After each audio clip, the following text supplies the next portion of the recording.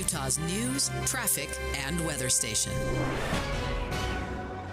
9 o'clock at KSL News Radio. I'm Amanda Dixon.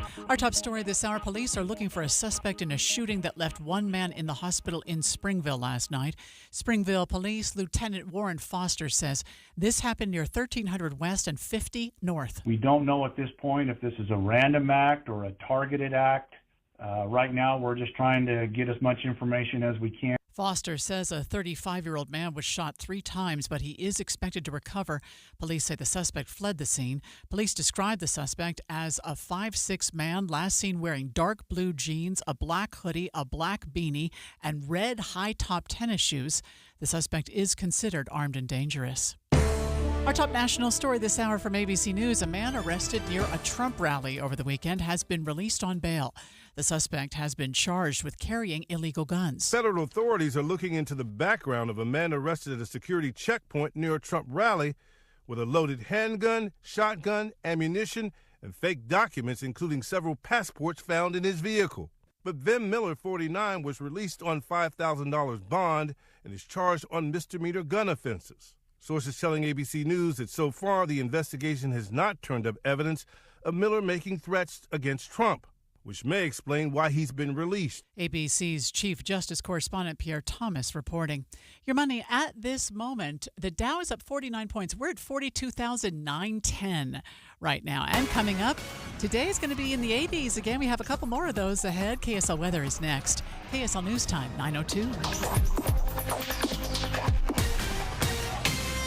What's great about KSL's traffic coverage? Trained traffic reporters and real listeners. Trading information and making the commute safer and faster for everyone. Every 10 minutes on the 9s, we have you covered on KSL News Radio.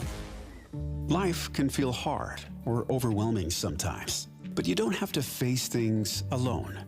Getting help for yourself or someone you're worried about starts with a call or text to 988. Where you always have someone to talk to, someone to help you, and somewhere safe to go. 988 Utah is here for anyone experiencing mental health challenges or emotional distress. 988 Utah can even help you navigate how to support your struggling loved ones. Whether you're struggling with anxiety, depression, or suicidal thoughts, trained professionals are ready to listen and provide free, confidential support 24/7.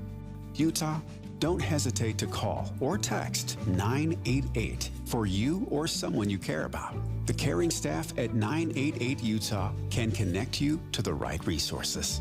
Learn more at 988.utah.gov. Stop paying 5-star pricing for 3-star service. It's time for a change. Welcome to Beehive Plumbing's Premier Experience.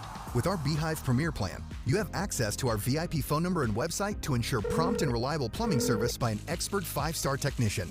Why Beehive? Our Premier package comes with an industry-leading warranty, giving you up to 10 years of coverage on both parts and labor. Yeah, that's right, 10-year warranty. Call Beehive Plumbing today or visit beehivepremier.com for expert experience every time.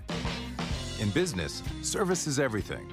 Cintas delivers what you need to better serve your customers. Whether it's freshly laundered work apparel for almost any job imaginable, tested and inspected fire protection systems, first aid and safety supplies, on-site AED training, or mops and restroom products, stocked and ready when you need them. Better work days happen together. So visit Cintas.com. Oh, I'm ready! And get ready for the workday. This is the story of the one. As a warehouse manager, her job is to transform chaos into clarity and to see patterns where others see problems. Luckily, she's got a partner who shares her perspective. Grainger offers over 1 million industrial-grade products, backed by real-person support and in-depth online resources, so she can tackle every task with precision and turn potential setbacks into streamlined success. Call clickgrainger.com or just stop by. Grainger, for the ones who get it done.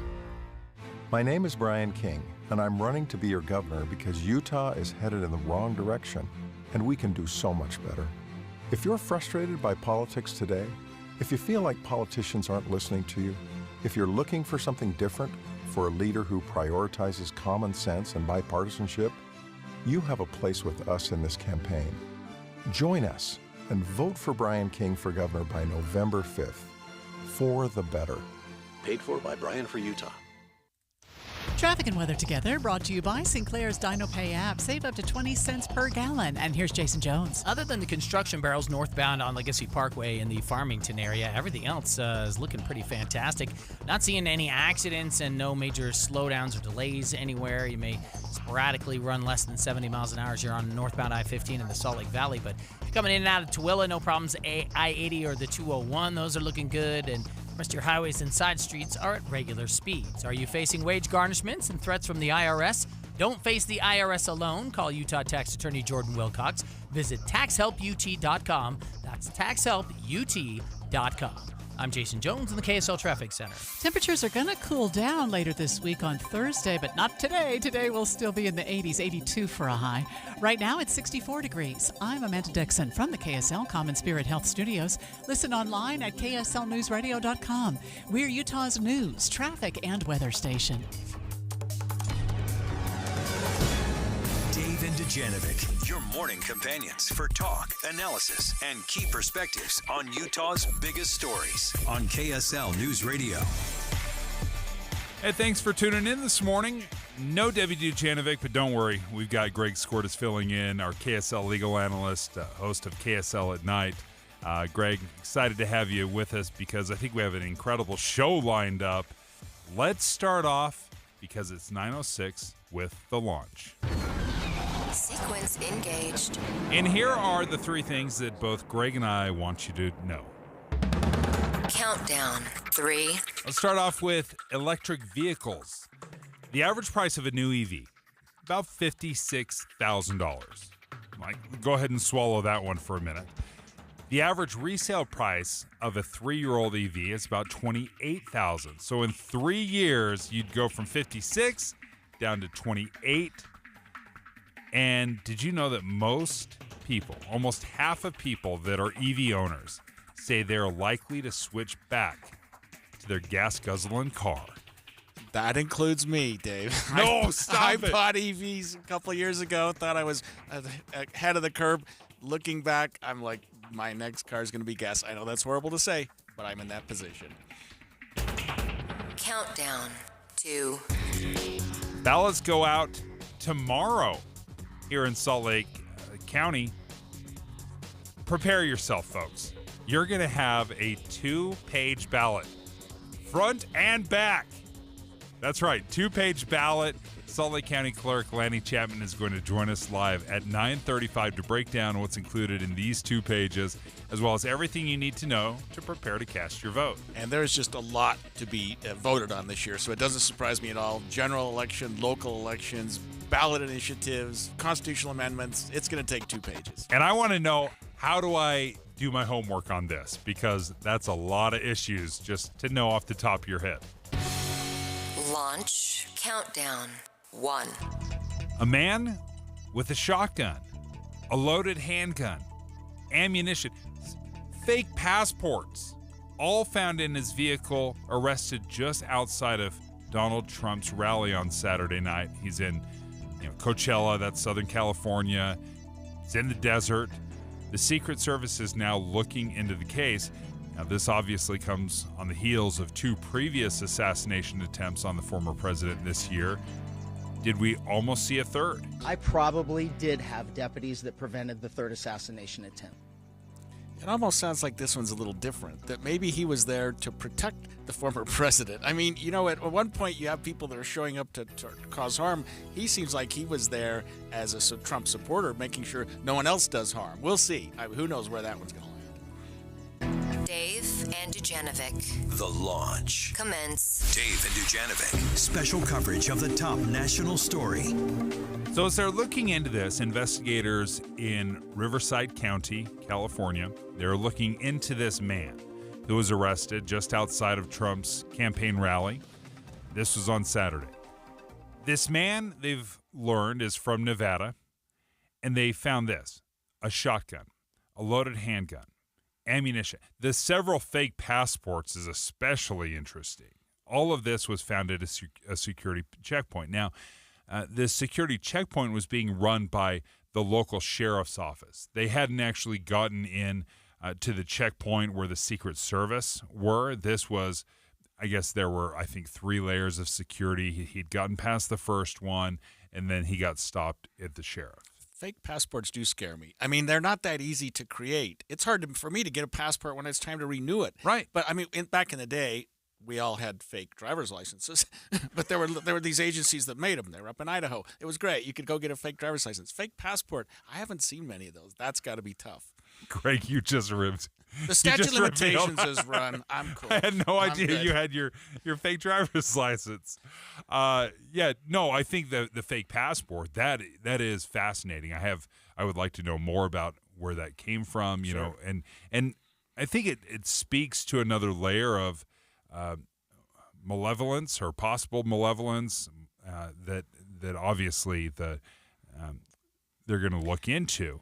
But this man was released same day on a $5,000 bond. That tells me that they're not looking at this as an attempted assassination. That tells me that there was something about this individual that made them feel that he was not there to harm the president, and that maybe his story about protecting the president, we'll talk about that more later, makes more sense. But somebody showing up at a presidential rally in October of 2024 with guns, you would think would be locked up at least until November election.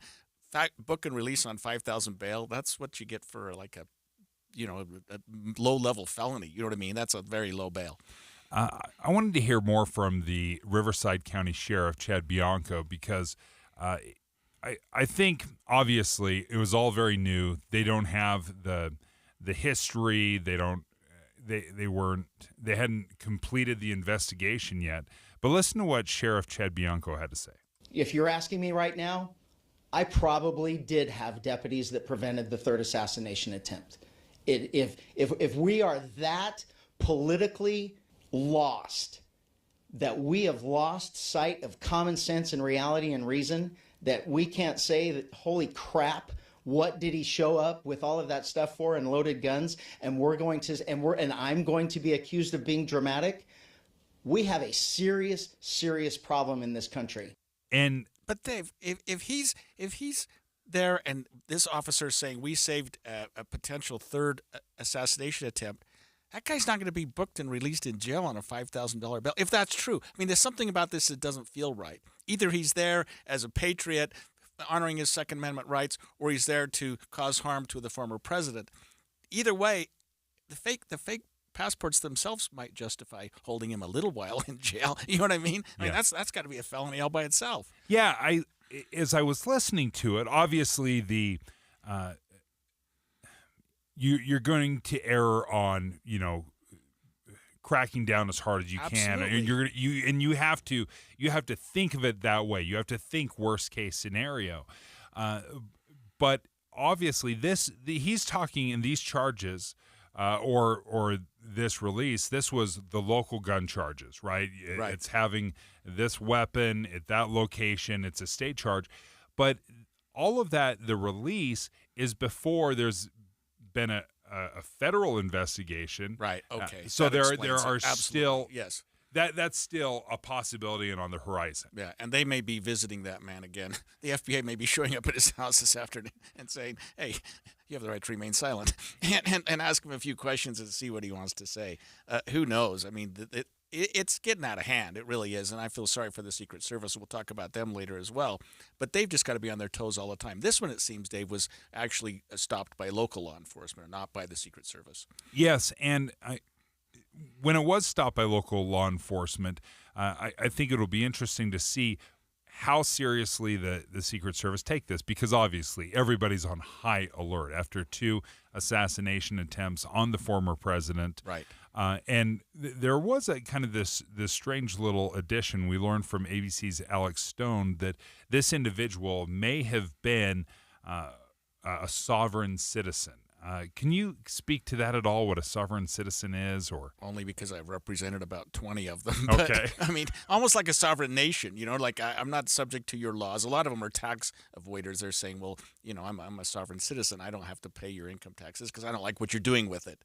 Doesn't really fly very well in federal court. They don't care. There are a lot of sovereign citizens who are in prison right now who are exercising their constitutional rights. And I'm like, well, You're under man's prison walls right now, so the sovereign citizen thing doesn't seem to work. But there are a lot of them. There's a surprising number of those in this country. And as the investigation plays out, again, obviously this happens on Saturday, released that same day. The investigation will, I would assume, go more in depth. This man's history, his background, any social media posts, and try to piece this puzzle together. But as we come back, there was a couple things that we caught. You caught it specifically from the New York Times podcast. Was it The Daily? Yes. I think that was.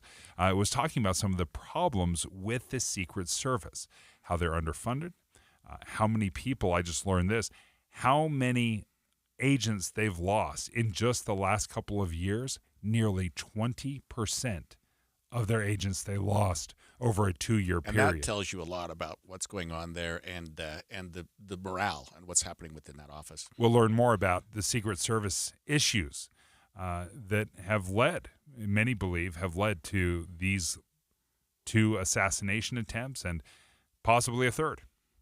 Dave and Dujanovic. Here's a trick to podcasting at work and getting all the Utah news you love. Download the KSL News Radio app. The podcast for Utah's morning news and Dave and Debbie are right there. Dozens of podcasts a day. That's the app for KSL News Radio. What's up, everybody? I'm Mike Wilson with Any Hour Services, and there's a good chance you've heard me talking about our free furnace sale. The one where you buy a new air conditioner and we give you a new furnace for just the cost to install it, about $400. Well, we still have a few more spots on our schedule we need to fill, so I'm extending the sale, but I'm not quite sure for how much longer. Definitely no later than the end of October, and once I think our schedule's full enough, I gotta pull these ads, so don't wait too long to call and schedule your free estimate. The main reason we do this sale is to give you an incentive to help us keep our guys busy when the weather's mild. And thanks to your help, we're able to keep our guys and keep growing. So if your furnace and air conditioner are ready to be replaced, you owe it to yourself to at least schedule a free estimate and get all the details about our free furnace sale. Just to recap, when you have Any Hour Services install a new air conditioner, we'll give you a new furnace for just the cost to install it. About $400. The furnace is free, you just pay the labor. If you think you might be interested, call Any Hour Services at 801-443-7400. You can Google Any Hour Services. You can even schedule online at anyhourservices.com. No one helps more homeowners than Any Hour Services. Election Day will be here before we know it. Join KSL News Radio every Tuesday and Thursday between now and November 4th for political coverage without the rhetoric and finger-pointing. You'll get conversations with the candidates, details on how to make sure your vote counts, and stories that will help you make informed decisions at the ballot box. Every Tuesday and Thursday, all of our shows will be diving deep for Your Voice, Your Vote 2024 on KSL News Radio. Get ready. Mortgage rates are at the lowest they've been in a while. So make time for Hercules First Federal Credit Union. You've been patient, and now it pays off. Discover a variety of flexible mortgage options and products for everyone, even those of you with less than perfect credit. First-time home buyer? Hercules Programs delivers specialized mortgages with low down payment options. That means the dream of home ownership is within reach of more of the community. Refinancing? Hercules helps you lower your monthly payments, consolidate debt, or reduce high interest rates. And Hercules helps support you beyond the mortgage, offering help with budgeting, lots of ownership tips, and timely advice. Hercules has been offering high-quality service and products since 1946. So discover more at HerculesCU.com. HerculesCU.com. Hercules First Federal Credit Union, growing stronger together. Learn more at HerculesCU.com. Equal housing lender, insured by NCUA. At Macy's, we're proud to be local and support local. Carrying local products and produce is important to us. We are proud to support our local growers and bring peak freshness to you and your family. To make shopping local easier for you, we have added Utah Proud tags beneath local products. As you shop our stores, look out for the tags as you shop and show your pride for local Utah companies and growers. Thank you for shopping local yourself by shopping at Macy's. Macy's, happy shopping! Want to avoid getting sick this fall? Getting your immunizations is a classic approach. You can protect yourself against the flu, RSV, pneumonia, and COVID.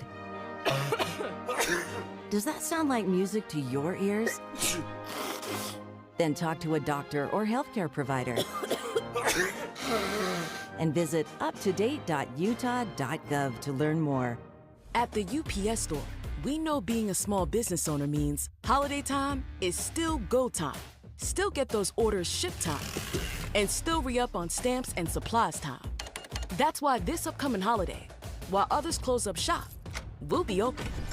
And happy to help you keep being unstoppable. Come into your local store today. Most locations are independently owned. Product, services, pricing, and hours of operation may vary. See Center for details. The UPS Store. Be unstoppable. Everywhere you look, things are getting more expensive. So at Consumer Cellular, we're lowering the price for those 50 and up. Now you can get unlimited talk, text, and data for $30 a line when you buy 2. That's just $60 a month for 2 unlimited lines. So if you're 50 and up, make the switch and save. Come on, you've earned this. Call 1-888-FREEDOM or visit consumercellular.com today. Requires 2 lines of service, age validation, and credit approval, subject to system and area limits, taxes, and other fees apply. With the 3 things you need to know this hour, I'm Amanda Dixon. First, a woman and her daughter have been arrested in connection to the fatal shooting of a Taylorsville man. Second, a chicken taco meal kit has been recalled in 30 states. Bruce Pack Meat is pulling the meals over concerns of listeria. And third, members of Utah Task Force 1 are on the way home after helping people affected by Hurricanes Helene and Milton. Right now, it's 64 degrees in Salt Lake. Back to David Dujanovic on KSL News Radio. David Dujanovic. A man with a loaded gun was arrested near a checkpoint at a Donald Trump rally this weekend in Southern California. Very strange story. This man was found at they had several checkpoints along the way as you're trying to get to the rally. There was a first checkpoint, then a second checkpoint that was done by local law enforcement, the sheriff's office. And then there was a third checkpoint, kind of that final checkpoint that was run by the Secret Service. This was the local sheriff and the deputies that stopped this man. The man was found with a shotgun, a loaded handgun, ammunition. He had several fake passports. His unregistered black SUV had homemade license plates.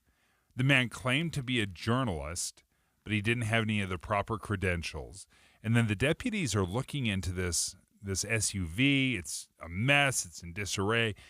They search it, and that's where they find all these passports, driver's licenses with different names, and then these firearms, the loaded firearm, a possession of a high-capacity magazine.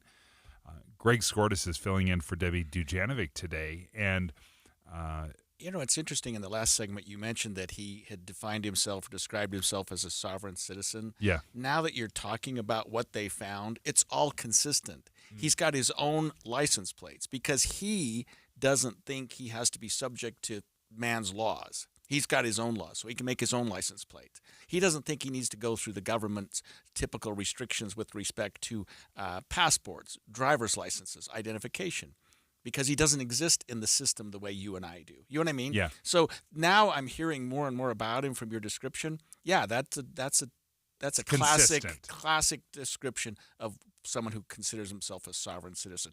They're sort of their own. They're like a visiting dignitary from another country who can come here and say, "Hey, wait a minute, I'm sovereign. You know, I don't have to be bound by your laws necessarily." And after 2 assassination attempts, obviously there's a heightened sensitivity. There's an awareness of what is going on. But this man was released from jail. He was arrested. Then he was released from jail that same day, $5,000 bail. But you came across an article and a podcast from the New York Times that talked about the Secret Service and obviously the 2 massive failures or the failures that they've had recently with the 2 assassination attempts. What were some of the things that stood out to you in this podcast? So if you can think about this, Dave, we haven't had problems with the Secret Service in the past. We always think of them as guarding the president, guarding the president's family, the former presidents. They have the Secret Service, and they've sort of been plugging along. They've been in the national attention very closely because of just what you're talking about. The assassination attempt a couple of weeks ago with Trump, the other one that happened at the golf course. I mean, and now today we're talking about somebody that was at a rally in California that shows up with guns. just think of the scrutiny they're under right now, under a microscope that they've never been under. And so now we're looking back and saying, well, what's going on with the Secret Service? Why now? And it might just be bad luck for the Secret Service. I think their director recently resigned. I think we're looking at what happened to the Secret Service when they were moved from the Department of Treasury to the Department of Homeland Security, because we think of the Department of Treasury, that's like your IRS investigators, white-collar investigators, sort of a top-notch law enforcement. Homeland Security, the same thing. But when we think of Homeland Security, Dave, we think about the southern border. We think about where are our priorities? Terrorism. So you would think that in today's day, Secret Service might be toward the bottom of the list in terms of priority because, frankly, until now, we haven't had those kind of problems. So I think there's a funding issue. I think there's a morality issue, or not morality, morale issue. Yeah. And that some of the agents there are going, hey, wait a minute, I work my tail off, and what do I get for it? And some of this was almost foreseen in this New York Times article that I was reading. They said that 1,400 of the 7,800 employees in the Secret Service from 2022 to 2023 left. That's nearly 20% of the workforce in 2 years left the Secret Service.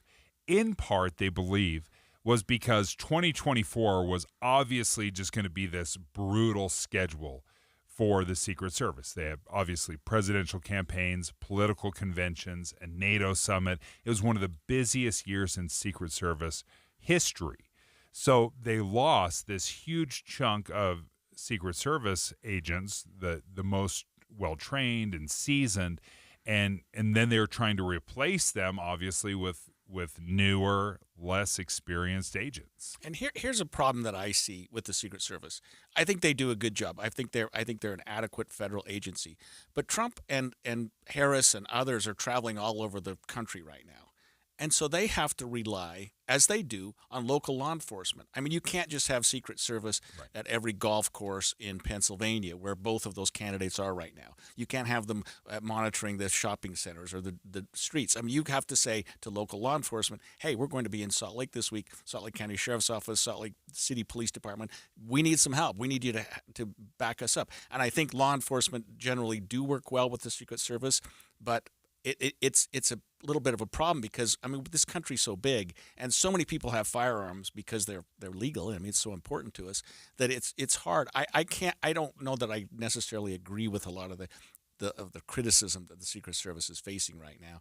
But when you talk about 20% people leaving in 2 years, that tells me that there is a problem there with morale. Some of the things they had pointed out, failures in the 2 assassination attempts, failures in technology. So the 3 things they broke down in this article from the New York Times said technology, command, and communication.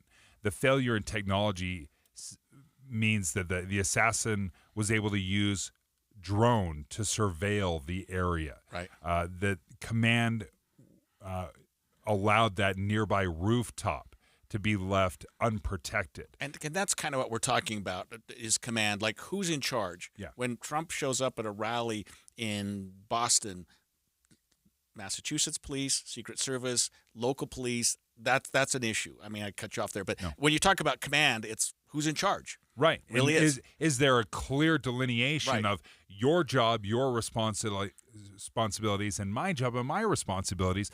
To your very point, Greg, that's the key to command, is coordinating. Absolutely. Hey, do you have this? And tell me how you got this. I can't just trust you. Now, part of what is so difficult, crushing amounts of overtime work, that's what many of these Secret Service agents have complained about. Pleas from agents to rapidly embrace new technology like drones, that's fallen on deaf ears. So they've had these complaints. And I think about, as a Secret Service agent, this is one of the most boring jobs in America. You are standing, watching a crowd, looking for threats for hours on end at these rallies, and nothing happens. Nothing happens 99.99% of the time. But the one time it does, it is a national catastrophe. All the spotlights on you. I think about the Secret Service agents who are guarding former President Jimmy Carter. I mean, what's he, 100 years old? Nothing's happened. I mean, they've been guarding him for 50 years. And not that it's a boring calling because he's an interesting man, but they're not on high alert. But if you're they're not there to be his friend. Right, They're right. not like chatting him up Right. But when you're covering a Donald Trump rally, what are we, 22 days from election? Right. That's got to be hyper-focused. Law enforcement, Secret Service, no holds barred. You cannot let anything happen at those events for the next 22 days if you're in the Secret Service. And after that first assassination attempt, wild that we have to qualify the number of assassination attempts we're talking about, but the Secret Service director, Kimberly Cheadle, essentially fired, forced to resign. She resigned after that, and they're trying to piece together the Secret Service and address funding issues, training issues. Yep. And even that has some problems. They're trying to rehire Secret Service agents that have already retired. Yeah, come back. Which is great because now they're getting a pension. Now they're getting, they're kind of double dipping. But the problem is, now that they've done that, a bunch of other Secret Service agents are retiring to be rehired. Right. So it's this unintended consequences. But we will continue to follow the changes that are happening to the Secret Service as, again, we don't know if this was a third possible assassination attempt. We don't believe so. There's some indications there wasn't. The local sheriff believes that it could have been, could have been a third assassination attempt. But we will continue to follow this, and if anything else develops about this man, if we learn anything more about this possible assassin, then we will bring it to you right away. 9:31 at KSL News Radio. I'm Amanda Dixon. Our top story, the Yellow Lake fire in Duchesne County continues to grow by the day. As of the last update, it's now nearly 30,000 acres and just 23% contained, making it the largest fire in the state this year. Fires in Utah have burned over 88,000 acres. The Utah Fire Info reports that that's more than 4 times more acres burned than last year. KSL News Radio's Verl Johansson has more. There were 808 fires last year that burned over 18,000 acres. This year, there have been over 1,200 fires that have burned more than 88,000 acres. More than half of this year's fires were caused by people, burning almost 30,000 acres. That's double the amount of fires started by people and the number of acres burned from 2023. And this year's fire season isn't over. The Utah Fire Info says last year's fire season ended on October 11th. Our top national story this hour from ABC News, whooping cough is on the rise. The CDC reporting cases of the bacterial respiratory infection now 5 times higher than a year ago, more than we've seen in 10 years. There have been over 16,000 cases this year, 4 times higher than what we saw in 2023. Your money at this moment, the Dow is up 112 right now. We are so close to 43,000. We're at 42,976. Coming up, another warm day in store. We have a few of them left. KSL weather is next. KSL News Time, 9:33. We hope you have the right app on your phone for news. You probably have dozens. But the KSL News Radio app, well, it makes our live stream super easy. Plus, our talk shows are right there as podcast for your workday. That's the app for KSL News Radio. When I started Salt Lake City Fat Loss, it was because I wanted to see some big results. Everyone's tried to lose weight before, right? I was looking to lose dozens of pounds. That's what I was hoping for, at least. And with Salt Lake City Fat Loss, they told me we have the secret to losing a pound of fat a day. Many clients will lose 20 to 30 pounds in the first month. I lost 25 pounds in the first 3 weeks. It was incredible, and I loved it. It wasn't easy. None of these programs are easy per se, but it was easier than I thought it would be. I kind of built it up in my head that it was going to be so incredibly difficult, but sure enough, I wasn't hungry all the time. I actually felt better. I was moving better, and then the results were fantastic. Overall, I lost 57 pounds in 60 days with Salt Lake City Fat Loss. So if you're interested, go ahead and reach out to them. Go to their website, slcfatloss.com. You can schedule a free consultation. If you use my name, you're going to get an extra $200 off the program. Just say, hey, Dave loved it. Get an extra $200 off. Just go to slcfatloss.com. In a world where ugly siding, leaky gutters, and inefficient windows are sapping homeowners of their will to live, one company must save us all. This year, join RGS Exteriors as it embarks on a mission to eliminate outdated home exteriors, one Utah home at a time. Every plank of old, ugly siding must be replaced. Every leaky gutter must be eradicated. Every inefficient, energy-sapping window must be vanquished once and for all. Begin your epic remodeling quest by calling RGS Exteriors for a free estimate. Discover how a heroic team of experts will save your siding, gutters, or windows for a fair, no-nonsense price. Call RGS Exteriors at 801-280-3110 or journey online to rgsexteriors.com. RGS Exteriors, coming soon to a home near you. You wouldn't trust a butcher to babysit your pet pig. You wouldn't trust a lumberjack to repair your antiques. Or a professional wrestler to be your massage therapist. So why would you trust anyone but AMCO to fix your car? For over 50 years, we've been the trusted experts in transmission repair. Check out AMCO's multiple financing options, so you can fix it fast and pay it off slow. AA MCO. The movie show is at Minky Couture in Layton this Friday, October 18th from 10 to 1. Join KSL News Radio and Minky Couture and get special discounts and savings on your favorite Minky Couture products. And while you're at Minky Couture, check out all the ways to stay cozy and warm during these cold months, including the new Everywhere blanket. Join us this Friday at Minky Couture in Layton, 1782 Woodland Park Drive. MinkyCouture.com. Minky Couture, the best gift ever.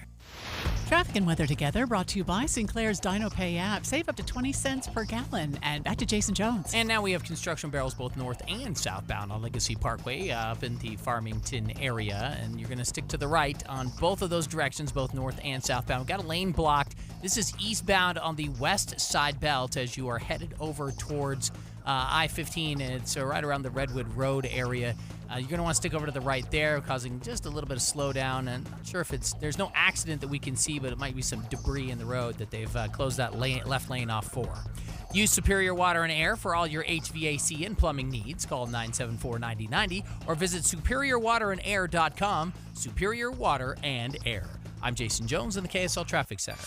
Temperatures will cool down this week, but not until Thursday. Today will be 82 for a high. We stay at 81 tomorrow and Wednesday. Right now it's 67 degrees. I'm Amanda Dixon from the KSL Common Spirit Health Studios.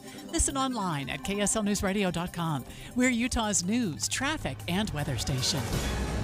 Your voice, your vote, 2024. Special coverage on KSL News Radio. My kids, whenever I tell them to do their homework, they complain. They're like, you don't remember, Dad. You don't know what it's like. Homework's the worst. Like, buddy, just because I'm not going to school anymore, I still do homework. Have you ever seen an elections ballot? All the homework you got to do? That's a lot of work for Dad to do.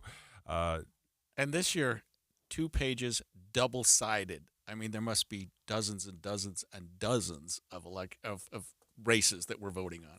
It's funny you say dozens and dozens because it is. I'm looking at the Salt Lake County sample ballot right now. 179 candidates, 88 contests. There's bond measures. There's constitutional amendments. It is a massive ballot right now. So we thought, you know what? Let's reach out to the Salt Lake County Clerk, Lanny Chapman, who joins us right now. And Lanny, my goodness, that's a significant ballot. That's not standard, right? This is especially hardy. You know, this is the largest ballot we've had in known history. We have not had an 18-page, 2-card ballot. Oh, geez, I've talked to Sherry about it since at least the early 90s.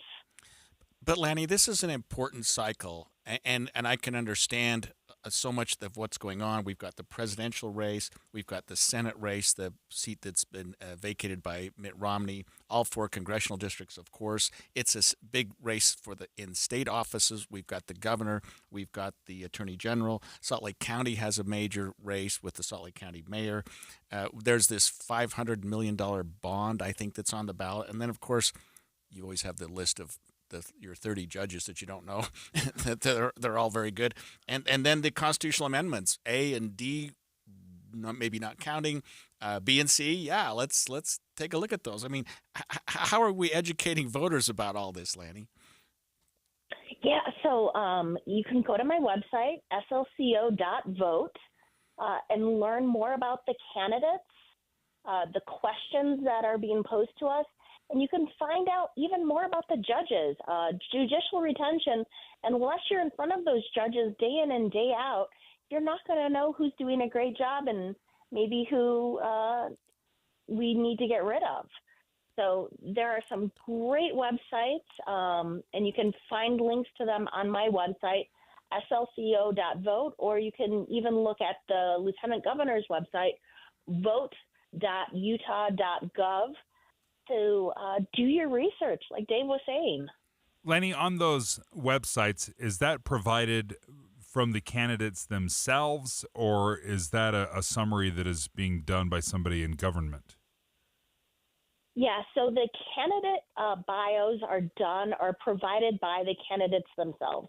So if one wasn't provided, that's just because that candidate decided not to participate in that. Lanny, let's talk about timing, if you don't mind. If I want to do mail-in voting, when can I expect to get my ballot? And maybe every county is a little bit different, but let's say you're a Salt Lake County resident. When would you expect to get your mail-in ballot to come to your home? So statutorily, we can start mailing ballots tomorrow, 21 days before the election. A lot of Salt Lake County residents, in fact, will see those ballots hitting their mailboxes tomorrow. They've been trucked up from our printer, and they're actually right now waiting at the post office for the clock to strike midnight so that we can put them into the system and get them processed and get them to our neighbors, our voters' doors. So you're sending them out on day one? On day one. As I look at the sample ballot, and you can go to your website and you can find this sample ballot as well, I noticed that a few of these offices, I'm looking at the president, at some of the state offices, they do have a place where you can mark the write-in candidates, whether it was president, VP, or governor, lieutenant governor. Some have the write-in, some don't. Can you walk us through why some do have the write-in and some don't? Sure. So the contests that have a line for a write-in or lines for, like you said, president, VP, governor, lieutenant governor, those are in contests where we actually have certified write-in candidates for those contests. The other contests that do not have write-in lines, it's because there weren't any certified write-in candidates that filed for office. What if somebody chooses or writes in somebody that has not, if they're trying to be funny and they put in Hulk Hogan or, some celebrity, what do you do with those votes? Mickey Mouse, he gets a lot of votes here. Because it's not a certified candidate, we do not count those. We do not count votes for those people or entities. The Meteor or Mickey Mouse, Donald Duck, Zorro. You've seen them all. Not become your elected official. So it doesn't cancel the rest of your ballot. It just doesn't count for that specific race, correct? You got it. That's exactly it. If you write in a name of somebody who is not a certified candidate, we will not be counting that for that contest. However, if you then fill in an oval next to a candidate's name in a different contest, that will still count. Lanny, a lot of us political junkies stay up all night on election night to see the results, but it seems that at least in the last election cycle or two, because of the mail-in balloting and the mail-in votes, we don't necessarily have those results as quickly. Is that still going to be the case? And by the way, maybe you could also say, for people, so we don't have the problem we had at the primary election, mail-in ballots, when are they due? When do you have to get those in the mail? Yeah, very good point. So mail-in ballots, using our drop boxes or a vote center, you can turn them into any vote center on Election Day through 8 p.m. If you're going to use the post office, absolutely okay. Good rule of thumb, if you're going to wait till the Friday before Election Day. So when I'm talking the Friday before Election Day, I am talking about November 1st. If you're waiting till then, good rule of thumb is to actually go into the post office, have the postmaster, that is a title of a person there, date stamp your ballot when they receive it. And that guarantees that it'll be counted. That guarantees it'll be counted. And of course, those need to be postmarked by November 4th, the day before Election Day. Lanny Chapman, thank you so much. And my goodness, folks, if you're in Salt Lake County, be prepared. It's going to be a big ballot. It is one of the biggest ballots largest ballots in recent memory.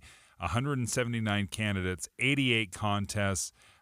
You're going to be voting on a bond election, a ZAP tax as well as the constitutional amendments that made it as well. So be prepared. There are 2 pages, front and back.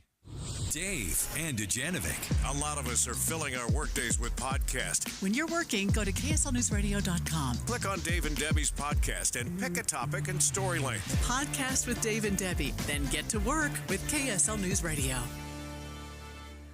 Winter is coming, but there's still time to replace those drafty old windows before the cold comes and drives up your heating bill. Just make one call and take advantage of the Advanced Window Products Fall Special. $2,500 off on 10 windows or more, and that's $2,500 off their already low factory direct prices because at Advanced Window Products, they're the factory. Your windows are built in their facility right here in Salt Lake City. You're buying local, and with their lifetime guarantee, you don't ever have to call some faraway state for help. Advanced Window Products is right here, proudly backing up their work, so make one call, save on your heating bill, and get a rebate from the energy companies. Advanced Window Products offers 0% financing. They can even give you amazing new windows with no money down. And don't forget, $2,500 off their factory direct prices, but you have to call now. Advanced Window Products, 801-850-9100. That's 801-850-9100, or go to advancedwindows.com.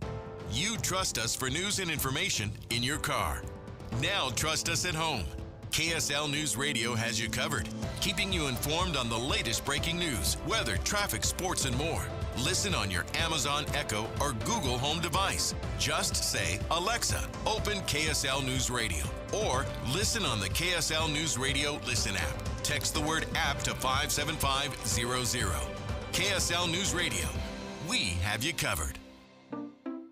At Fisher Investments, we may seem like other money managers, but we're different. Are you really that different than the rest of us? We are. As a fiduciary, we always focus on what's best for our clients. What services do you offer besides investing? We have a team of specialists in financial planning, estate planning, and more. Your clients rely on you for all that? Yes, we ensure clients receive unparalleled service at every step of the relationship. Okay, but you still sell commission-based products, right? No, because we believe that's a conflict of interest. We prioritize service over sales goals. So, then how do your fees work? We have a simple and transparent fee that's a percentage of our clients' portfolios. So we do better when our clients do better. Wow, we're more different than I thought. At Fisher Investments, we're clearly different. Learn more at FisherInvestments.com. Investing in securities involves the risk of loss.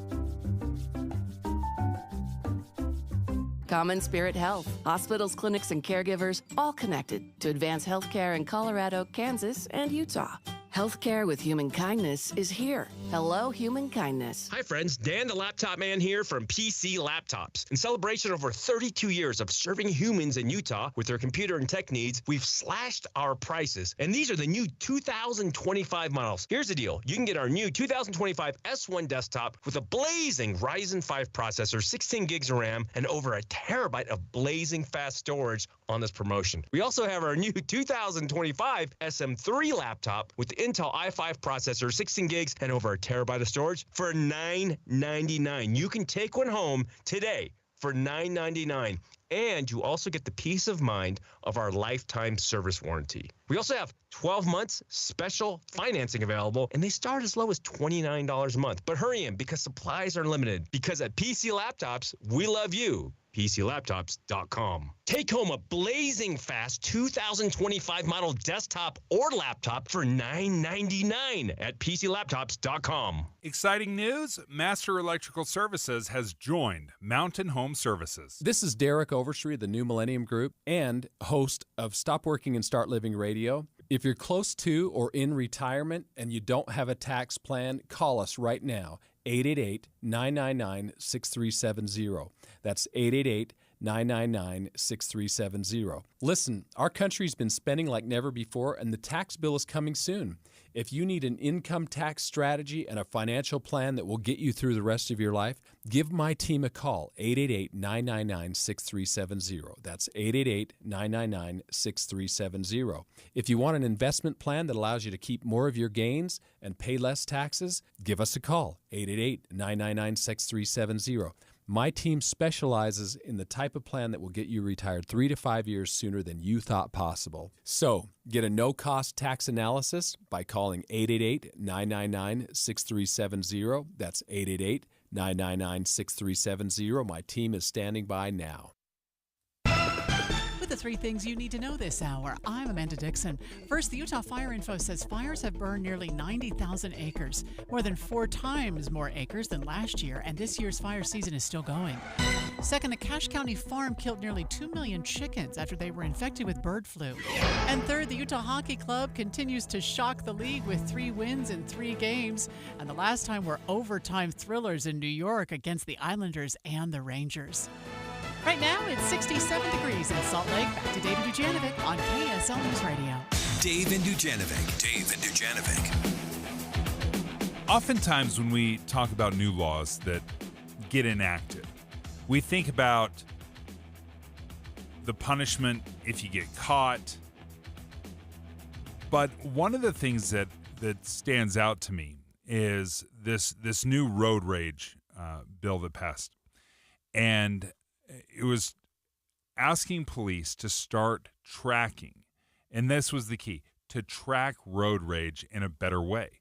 And when this law, the new road rage law that came out in here in Utah, we learned that in July, August, September, that there were 41 cases of road rage on Utah roads.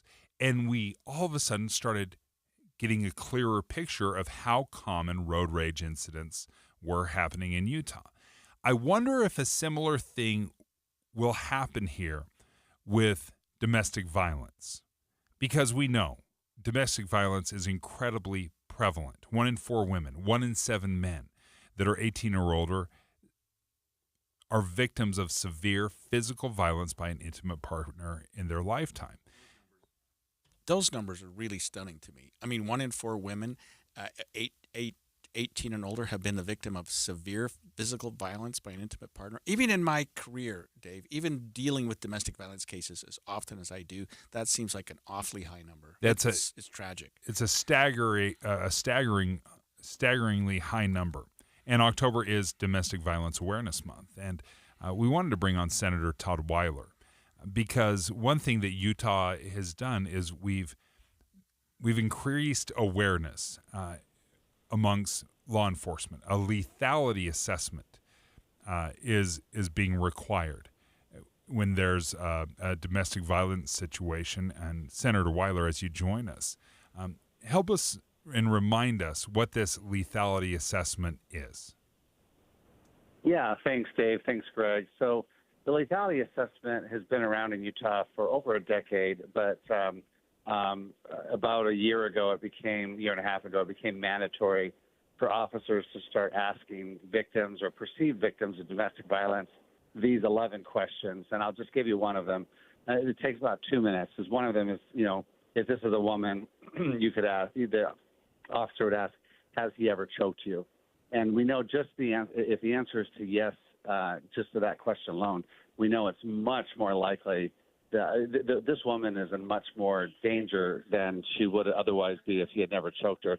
And so all 11 questions are designed to elicit those responses. And so we have done a much better job of tracking domestic violence in Utah than we did with road rage. But who we're really trying to inform with the lethality assessment is the victim, because many of these men and women, because they both can be victims, they don't know how to compare their abuse or their relationship to other normal relationships or healthy relationships.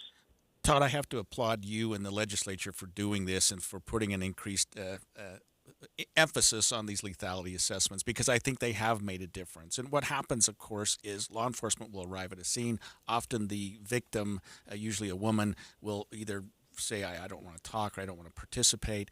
But with these assessments, it seems, Todd, that the officer can take the victim to the side, not have the perpetrator there, ask these simple, fairly straightforward questions, and get an objective analysis and understanding of what's going on, so that they can make decisions down the road, and so prosecutors can, and so judges can make decisions down the road. I mean, it seems like this is a tool that we should be using more and more and more. Oh, I agree. And a lot of times if the woman gives, and it's not always a woman, but if they give 7, 8, 9, 10 yes answers, hopefully these officers have been trained to say, you should not go home tonight. It's not safe. You need to find somewhere else to stay. And that's the whole idea of the lethality assessment. Do we have any new data that gives any indication or any clarity now that we're using more lethality assessments? Are we seeing any new data come out? So because we were already collecting data on domestic violence, this was mostly to collect information for two individuals. Number one would be the victim, and number two would be the judge who's going to sentence this perpetrator.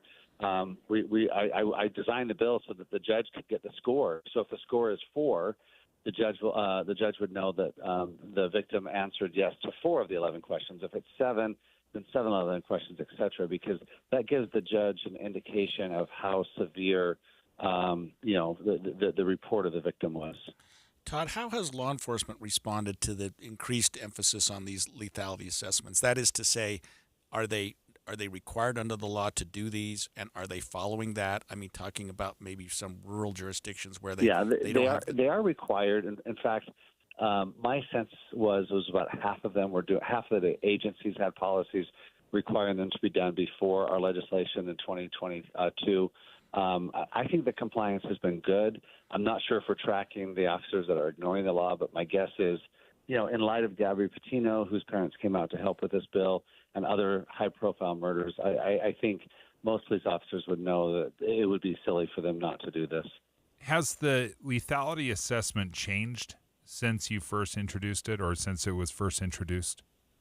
Well, it actually stems out of Maryland, I think, from over 2 decades ago. And we did tweak it. We put the questions into the state code, and I tweaked some of those questions just slightly.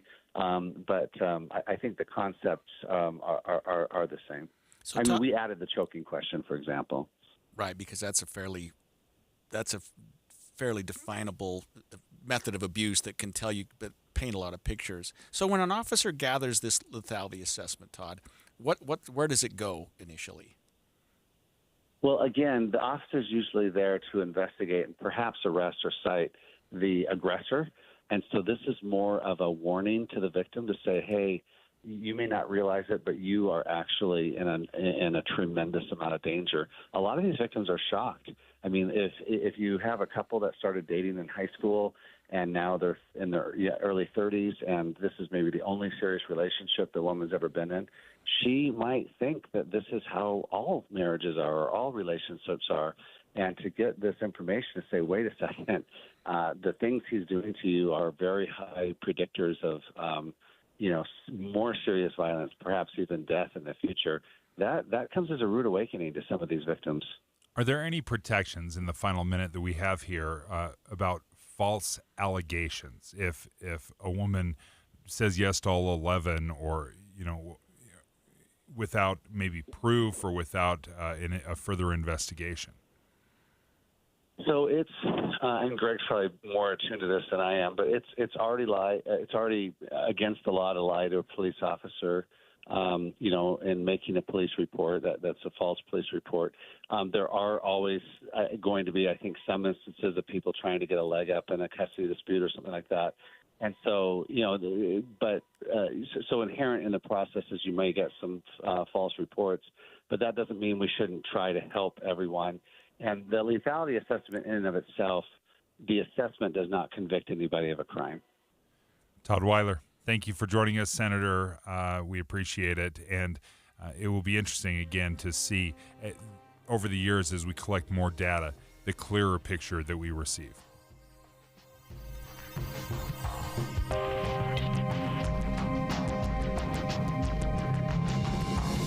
KSL FM Midvale. KSL Salt Lake City. From the KSL Common Spirit Health Studios, this is KSL News Radio. Utah's news, traffic, and weather station. 10 o'clock at KSL News Radio. I'm Amanda Dixon. Our top story, the Yellow Lake fire in Duchesne County is now almost 30,000 acres and growing by the day. The weather has not been helping either, with hot, dry conditions, and they'll persist through Wednesday. But KSL meteorologist Devin Mashuli says things are going to change after that. We are going to see a strong storm system send at least 2 cold fronts through Thursday and Friday.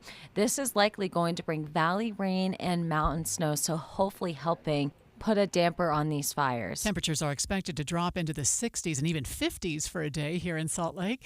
Near the fire itself, temps could drop into the 40s with rain and even a little snow. Our top national story this hour from ABC News. Several hikers had to be rescued in New Hampshire over the weekend after the trails got crowded with people wanting to see the fall colors. New Hampshire Fish and Game Officer Chris McGee says 7 hikers were rescued Saturday night. I had lost trail and were basically stuck in a drainage in a brook with no lights, no water, and extremely cold. The State Wildlife Department is reminding hikers that winter weather has already arrived in the mountains. The BYU football team is now ranked 13th and is bowl eligible after beating Arizona by 22 points over the weekend. Wide receiver Parker Kingston says they have higher goals than just making a bowl game. It's cool, but a bowl game's not what we want. We want to go to the playoff and we want to go to the national championship. So I think that's what we're looking forward to, and not really settling on a bowl game this year. The Cougars host Oklahoma State on Friday. Your money at this moment, the Dow is up 180. Now we are over 43,000 for the first time. That's a new record. 43,044 is the current number on the Dow. Coming up, we've got warm temperatures for a few more days before a storm moves in. KSL weather is next. KSL News Time 10:02. It's a priority for us at this station to bring you all sides of a story and to talk about the news fairly, completely. Get all the facts and be really aware. Utah's Morning News with us, Tim and Amanda. Weekday mornings 5 to 9 on KSL News Radio. The Salt Lake Chamber is Utah's voice for business. Okay, that sounds great, but what does it really mean? Well, as Utah's largest and longest-standing business association, they support and champion community prosperity throughout the state. And if you're in business, well, that's a very good thing for you. Be sure to listen to the Chamber's Speaking on Business, weekdays at 7:20, 11:55, and 5:20 p.m. on KSL News Radio. Tim Jr. here from RGS Exteriors. I want to tell you about our famous You Don't Need a Warranty warranty. That's right, it's a warranty you don't need, but we give it to you anyway. Let me explain. Most warranty problems for siding, gutters, and windows are caused by not installing stuff right in the first place. If you rush the work, cut corners, or use subpar materials, you're just begging for problems later. At RGS Exteriors, we don't tolerate careless workmanship. We slow down, focus on every detail, and use only the best materials. We prevent warranty work by doing the job right in the first place. That's why the 10-year everything guarantee we give you is also known as our "You Don't Need a Warranty" warranty. We absolutely will be there if you need to use it. But honestly, you probably will never have to.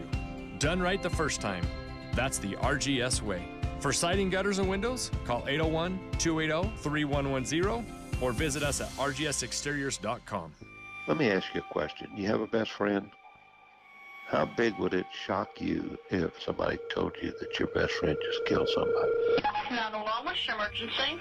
Someone on the other line said they kidnapped my son and they're demanding $500,000. On September 12th, 1995, 12-year-old McKay Everett disappeared from his home in Conroe, Texas. It was a crime that shocked the community because the suspect was so unlikely, so unexpected. Former high-ranking police official, he'd run for sheriff at one point. Law enforcement personnel were pretty much split down the middle over whether or not he actually did this. And to this day, McKay's mother, Paulette, still feels that justice was never truly served. I've asked myself so many times, what in the world happened? Ransom is available now. Listen at ransompodcast.com or wherever you get your podcasts. Traffic and weather together, brought to you by Sinclair's Dino Pay app. Save up to 20 cents per gallon. And here's Jason Jones. And we're still seeing the same problems that we've seen for the last hour or so. You got construction barrels out on Legacy Parkway, both north and southbound up in the Farmington area. Left lanes are blocked, so stick over to the right there. And we have some, I'm guessing, debris in the road. But any way you look at it, left lane is blocked if you are over on the west side belt, headed towards I-15. It's right past the Redwood Road on-ramp right there as you head over towards I-15, and that left lane is blocked, so stick over to the right. Neither one of those issues is really causing a lot of delay or anything, but definitely going to have to go just a little bit slower through that stretch. Get to know winter fun at the Utah Snowmobile Show at Mountain America Expo Center, Sandy. Tickets at snowwest.com/Utah. The Utah Snowmobile Show, October 18th and 19th at Mountain America Expo Center. I'm Jason Jones in the KSL Traffic Center. We have about 3 more days of extra warm temperatures in the 80s. We'll be 82 today, 81 Tuesday and Wednesday, and then fall weather returns on Thursday, 62 for a high with rain and snow in the mountains on Friday with a high of only 50 degrees. Right now it's 70 degrees. I'm Amanda Dixon from the KSL Common Spirit Health Studios. Listen online at kslnewsradio.com. We're Utah's news, traffic, and weather station. Dave and Dujanovic, your morning companions for talk, analysis, and key perspectives on Utah's biggest stories on KSL News Radio.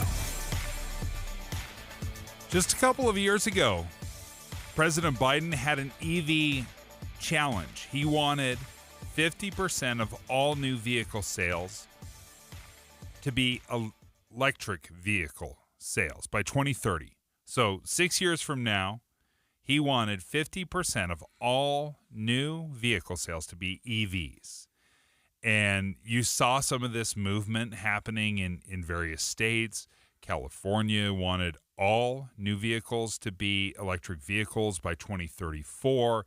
So there was this enormous push for electric vehicles. And sitting in the studio today are 2 EV owners, myself and Greg Skordas. And we're looking back at this because we both jumped on it thinking that's a good thing to do. It's going to save the planet. It's going to make things better. I don't like going to gas stations. But just talking to you a little bit as we were preparing the show, you have to take a second look at that. You have to decide, was this really such a good idea? And let me just give you an example. A couple weeks ago, my office is in Salt Lake.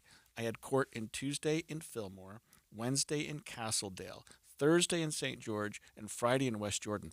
You would think the scenery between those cities would be so spectacular that you would enjoy it. But instead, I'm looking at my GPS for charging stations. I'm looking at the range on my car to see how many miles I have left and how many miles to the next charging station. And I'm literally on pins and needles half the time because I'm thinking, there's nothing out here. I mean, it's a great idea, but we just don't have the infrastructure yet, especially in some of the rural parts of this country. It's one of the biggest problems with electric vehicles that, is maybe not the first thing that you get from the salesperson. Is like you're going to have some serious range anxiety. Now, people ask me all the time. I drive a Chevy Bolt, which is one of the most economical EVs that are out there. Sure. And they ask, Dave, do you like it? I said, I love it as a second car. I wouldn't love it as a first car for that very reason is, what if I want to travel around? Finding fast charging EV stations, and that is the key right now, folks. There's lots of EV chargers out there, but you have to find the fast charger. Otherwise, you're plugging it in for 8 to 12 hours. Right. It's extremely slow. You have to have a high-speed charger where you can come in, sit down for 15, 20 minutes and recharge the battery, and those things are few and far between, I found. Right, and there are some so-called fast chargers where you're looking at 40 or 50 minutes. Even those are considered fast chargers. Mm-hmm. But when you stop at a store off the side of the freeway just to fill up your car with gas, you're not going to sit there for 40 minutes. Right. You know what I mean? I mean, that's an extremely long time. If you time it around maybe lunch, maybe I can go sit down and return some of my emails and make some phone calls, maybe that makes some sense. But if you're trying to get from point A to point B and you're looking at, okay, it's 200 miles, that's going to take me 3 hours, that's not true anymore. It's going to take you 3 hours and 45 minutes because you're going to stop at least once to juice your vehicle. And another thing I've run into is I may be waiting in a line. Yes. Is somebody, if somebody's in front of me and all those chargers are being used, I have to wait 50 minutes for them to get off, for me to get in there for my 50 minutes. Right. And sometimes their car's fully charged, but they're in having lunch. Yes. It's not like the gas station where you don't just leave your car and come back in an hour. At the EV stations, because it takes a little while, people tend to leave their cars. They tend to leave them for a little bit longer than they should. Happens here at KSL once in a while. When I want to get a charge, and you think, well, that car's full, but whoever owns it, who's got this Volt downstairs that I always see? It's just kidding. But you're thinking, hey, wait a minute, like just charge your car and move on. I think it's a real problem. And when I had never thought about this before until that particular week, because as I was at these charging stations, you start talking to the other individuals, and there was a sense of frustration. I mean, a lot of people were very concerned about the time that was being spent and the quality of these superchargers, these high-speed EV chargers, which are just not that prevalent, and they're sometimes not that not easy to find. Yeah, exactly. And as we are seeing some of the luster and the shine of this new technology come out, and everything's got growing pains, and we haven't kept up with the infrastructure and charging stations and the availability of it, despite the fact there are billions of dollars available. Over the last 3 years, billions of dollars have been set aside for states to invest and build EV stations.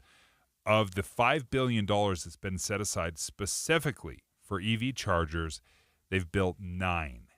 Yeah. Across the country. Right. 9. What I don't understand is, because there's a market, why some of the major service stations, the major places where we always seem to stop for gas, don't just have an EV bay. Yeah. Don't just set that up. I mean, is there some reason why they don't? It would seem like, and then you could advertise on the freeway, EV charging, because otherwise it's sort of a secret. It's either in your GPS or it's not. I mean, I don't see signs on the freeway. You see them that, hey, there's this gas station and this one and this one. Right. You got 5 to hit at this rest stop, but at this exit, I should say. But do any of them have EV capability? Probably not, unless you can find it on some other source. And what is happening now is an EV, a brand new EV, which would cost about $60,000 just a few years ago, has now, you're seeing Tesla slash prices. You're seeing some of these big auto dealers that are slashing prices because people have become disenchanted. They won't pay a premium for these electric vehicles. And then they are also seeing a problem in the used car market. So This is where the used EVs are starting to come on. And as they are slashing new car prices, that's obviously affecting used car prices, because people are going to look at it and say, well, if I can buy a brand new one for an extra $10,000, then I'll just buy the new one. Right. So we are seeing about a 25% drop, according to the Wall Street Journal, in used EV prices right now. So if you've purchased an EV and now you're looking to get out from it, well, if you're talking $20,000 and you're taking a 25% hit on that's $5,000 less than a normal gas-powered vehicle would. Right. And if you remember a couple of years ago, there was actually a waiting list for buyers to get certain cars, including the Ford Lightning pickup truck. If you wanted to get one of those, you had to put a deposit down, you had to wait. I think the Tesla truck was the same. A lot of the major companies are coming out with trucks right now. And there was this rush to the market, and hey, I want to get in line. Now I think what really happened, Dave, was there was a segment of society that wanted EVs, that wanted to have them. And they've got them now. You know what I mean? Most of those people have their cars, so there's not a big market anymore. There were a lot of people that wanted them. They were standing in line. They were on the waiting list. Now they have them. So I think the market's going to take a little bit more of a tumble. Now, I will say this. I've loved my EV. Yeah. Now, I have a very predictable schedule. I drive to work. I drive about 60 miles a day in total. I come to work. I can plug it in. I can charge up my battery. So it is the world's easiest way to use an electric vehicle. It's smooth. It's powerful. I love driving it. I've been very happy with that. But we have a gas-powered van. You know, Right. we can, if we want to go to Bear Lake, or if we want to, as you said, Fillmore to St. George to, Emery County, we can do that because we can just fill up. It's easy. So I've really liked it as a second vehicle. I wouldn't like it as a primary vehicle. And when we come back, it is your primary vehicle. Yep, it's mine. And secondary vehicle.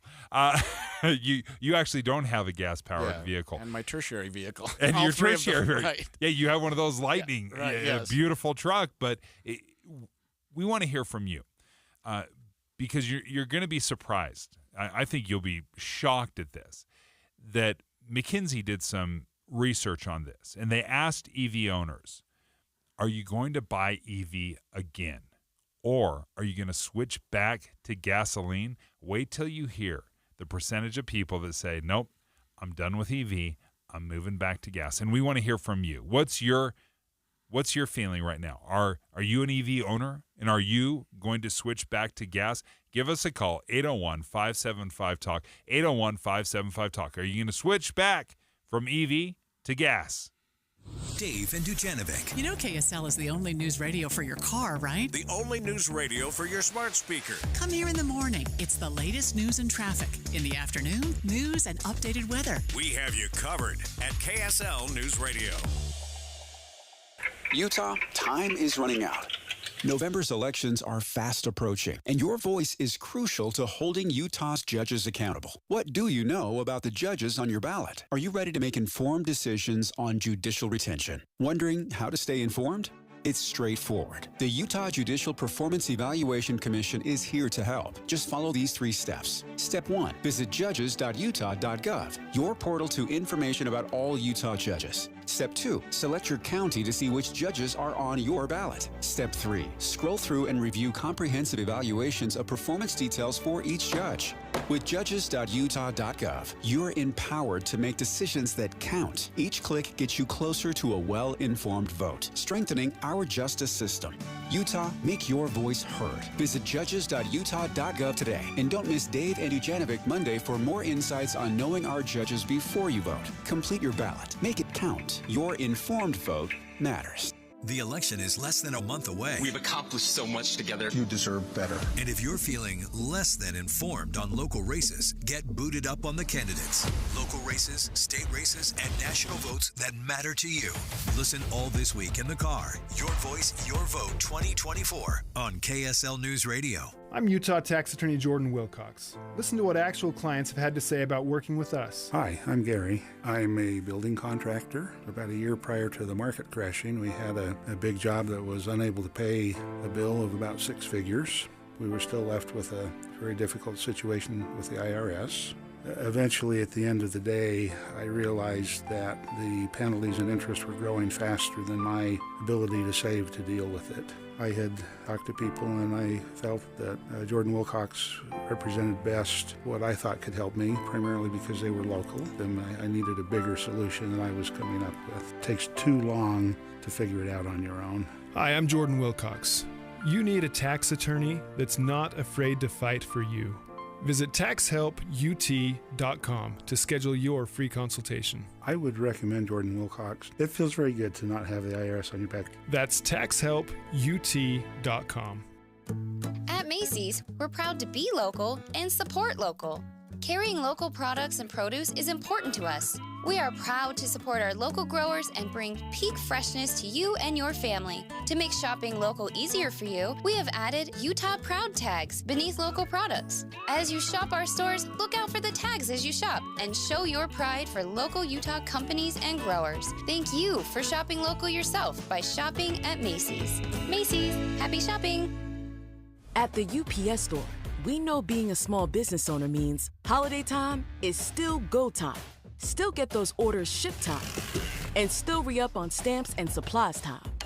That's why this upcoming holiday, while others close up shop, we'll be open. And happy to help you keep being unstoppable. Come into your local store today. Most locations are independently owned. Product, services, pricing, and hours of operation may vary. See Center for details. The UPS store. Be unstoppable. Everywhere you look, things are getting more expensive. So at Consumer Cellular, we're lowering the price for those 50 and up. Now you can get unlimited talk, text, and data for $30 a line when you buy 2. That's just $60 a month for 2 unlimited lines. So if you're 50 and up, make the switch and save. Come on, you've earned this.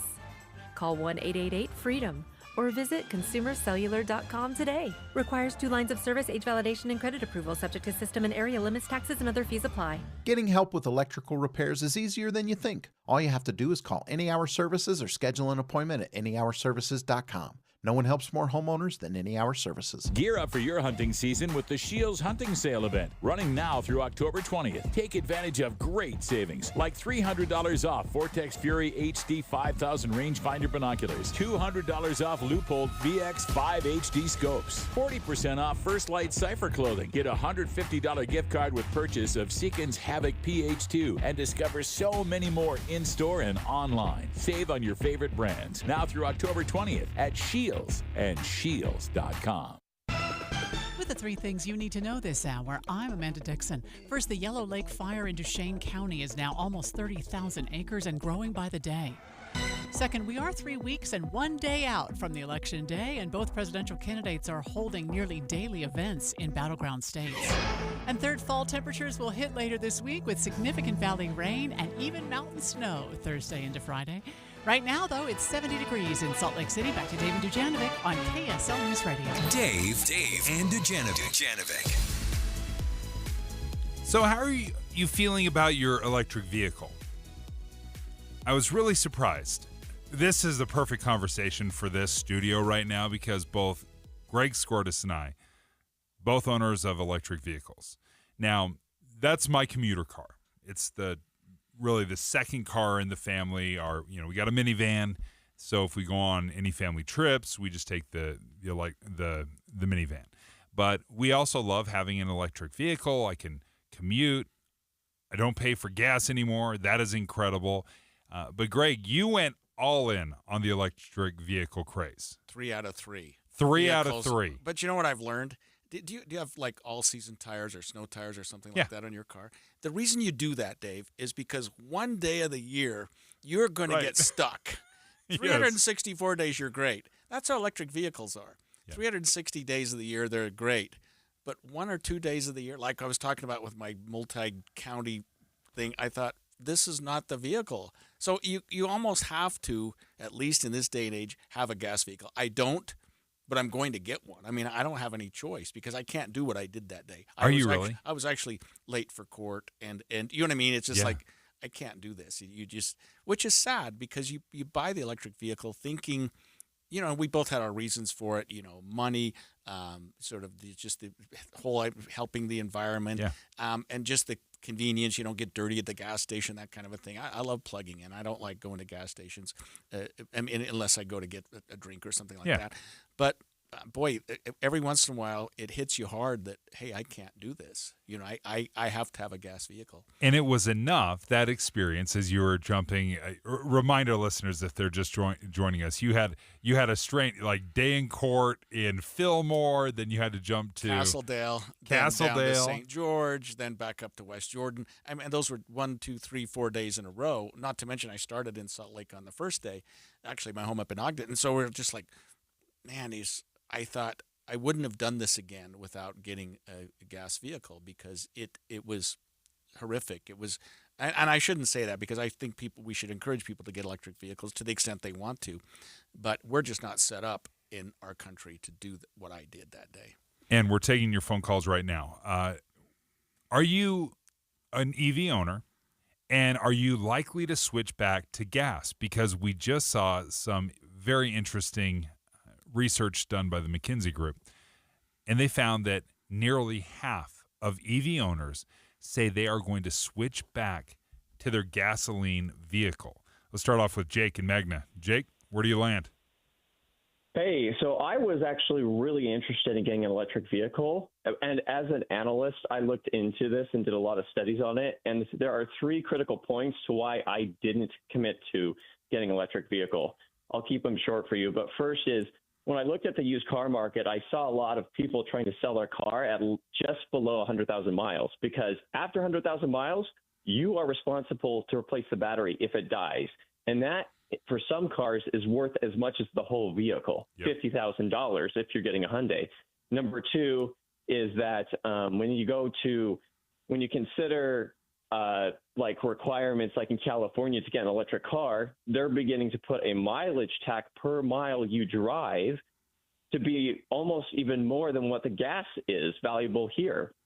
And then the last point I'll make is I'm not for forcing electric vehicles, because when you look at townhomes and apartments that don't have garages, what would happen to the housing infrastructure or the value of townhomes with only 1-car garage?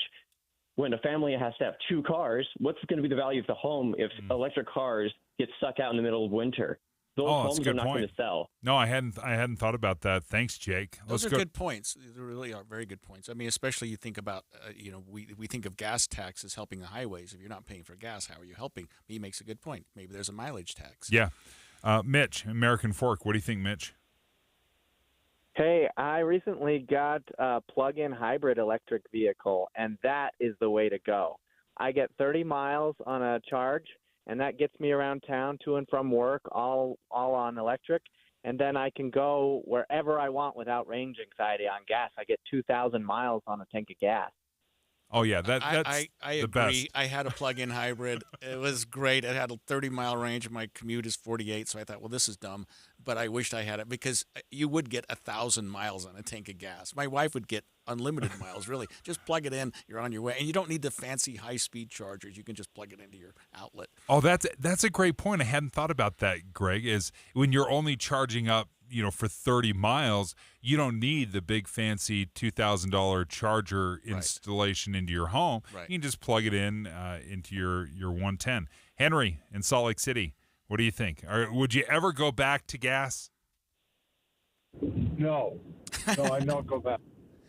I've got a Tesla and a Rivian, and I've taken my Tesla to Los Angeles. I've taken it to Boise. I've taken it to Bear Lake. My trip to Los Angeles, I stopped a total of 40 minutes. It's the best car ever. And the nice thing about a Tesla or an electric car is the technology and the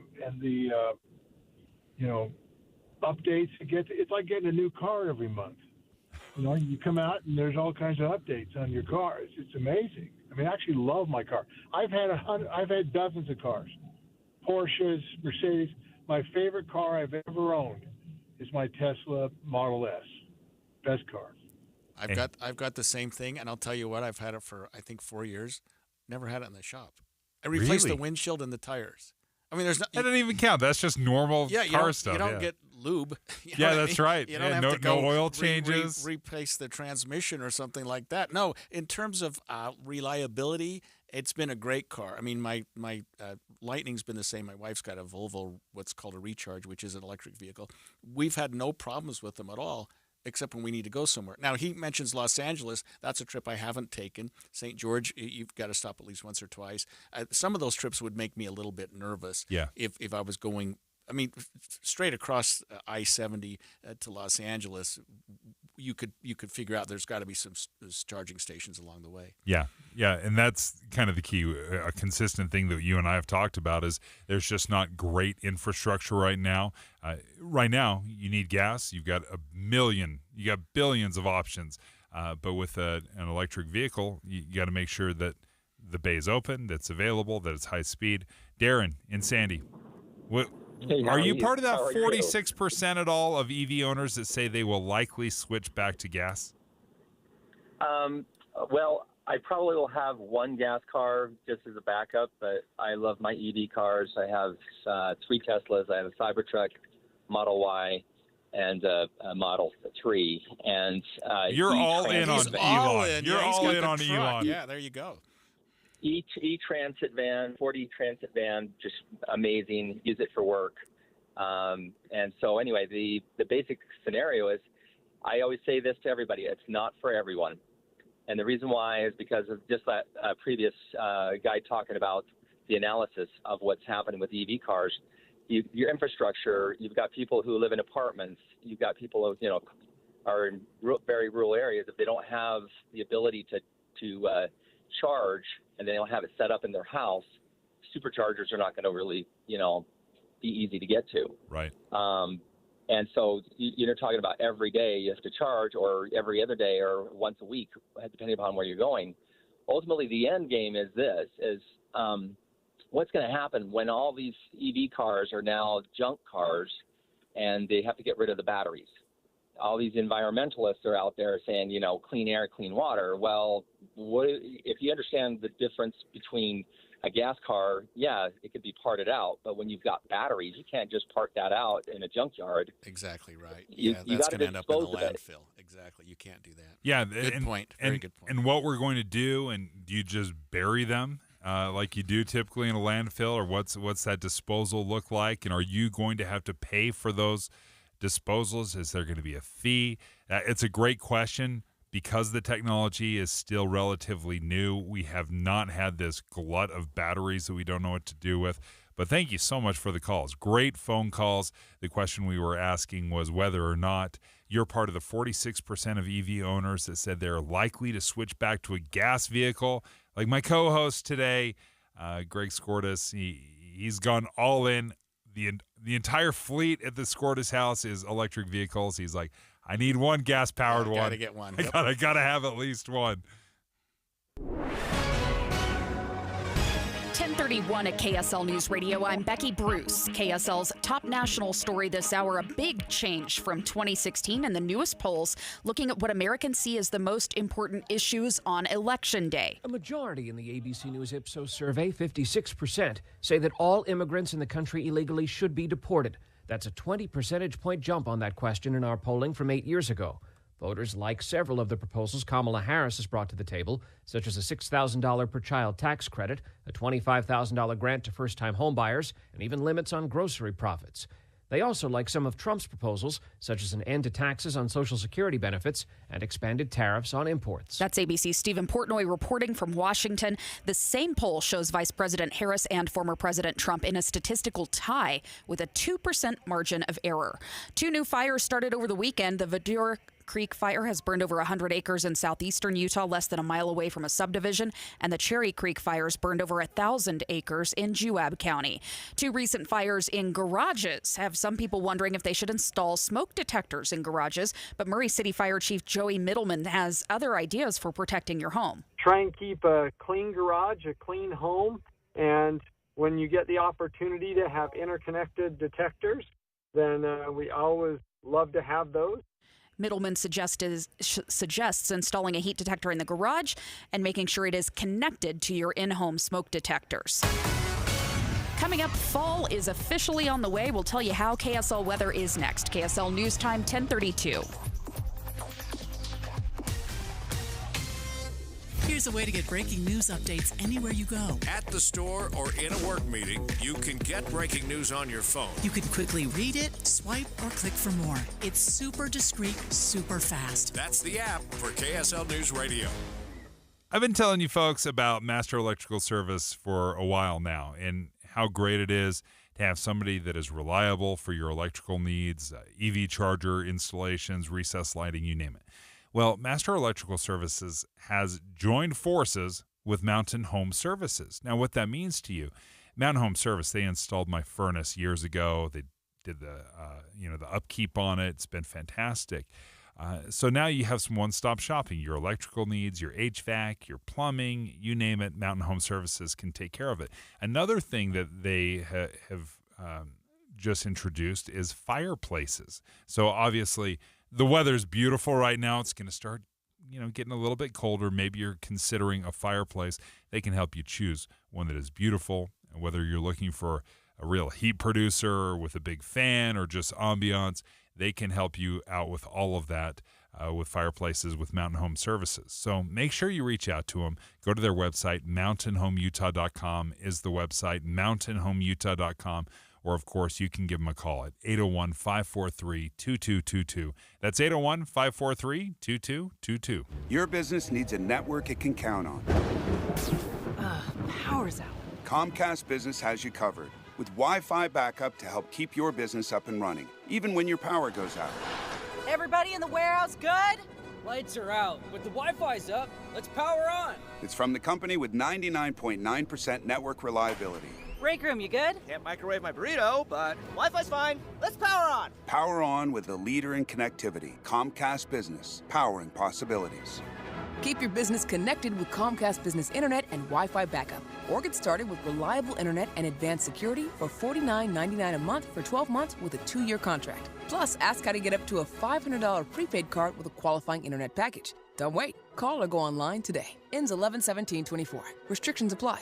New customers only with 150 megabit per second internet and security edge. EcoBill and autopay required. Equipment, taxes, and fees extra and subject to change. When you choose Performance Automotive in Bountiful, you're choosing selection, convenience, and exceptional service. 4 locations: Performance Ford Lincoln, Performance Honda, Performance Toyota, and Ford Truck Country. All dedicated to delivering you the best auto experience anywhere. Looking for your first car? Maybe you want rugged power or the stylish ride of your dreams. New or used. See it all at PerformanceBountiful.com. PerformanceBountiful.com. My name is Brian King, and I'm running to be your governor because Utah is headed in the wrong direction, and we can do so much better. If you're frustrated by politics today, if you feel like politicians aren't listening to you, if you're looking for something different, for a leader who prioritizes common sense and bipartisanship, you have a place with us in this campaign. Join us and vote for Brian King for governor by November 5th. For the better. Paid for by Brian for Utah. Traffic and weather together brought to you by Sinclair's Dino Pay app. Save up to 20 cents per gallon. Let's check in with Jason in the traffic center. And we're still seeing the left lane blocked if you are eastbound on the west side belt, or actually, I guess we maybe call that the south belt, whatever. Anyway, it's just past the Redwood Road on-ramp there. As you head over towards I-15, that left lane is blocked. Stick over to the right there. Construction barrels out on Legacy Parkway, northbound and southbound in the Farmington area. And a little bit of congestion if you are northbound on Bangerter Highway approaching 201. The Thriller is back. See your favorite characters in the smash hit Halloween performance this fall. Buy now, scare later. Tickets to Thriller on sale now at odysseydance.com. I'm Jason Jones in the KSL Traffic Center. We have 3 more days in the 80s for highs before the fall comes with a vengeance. We're looking at cooler temperatures and rain on Thursday, then valley rain and mountain snow on Friday. Right now, you've got sunny skies, 70 degrees. I'm Becky Bruce from the KSL Common Spirit Health Studios. Listen online at kslnewsradio.com. We're Utah's news, traffic, and weather station.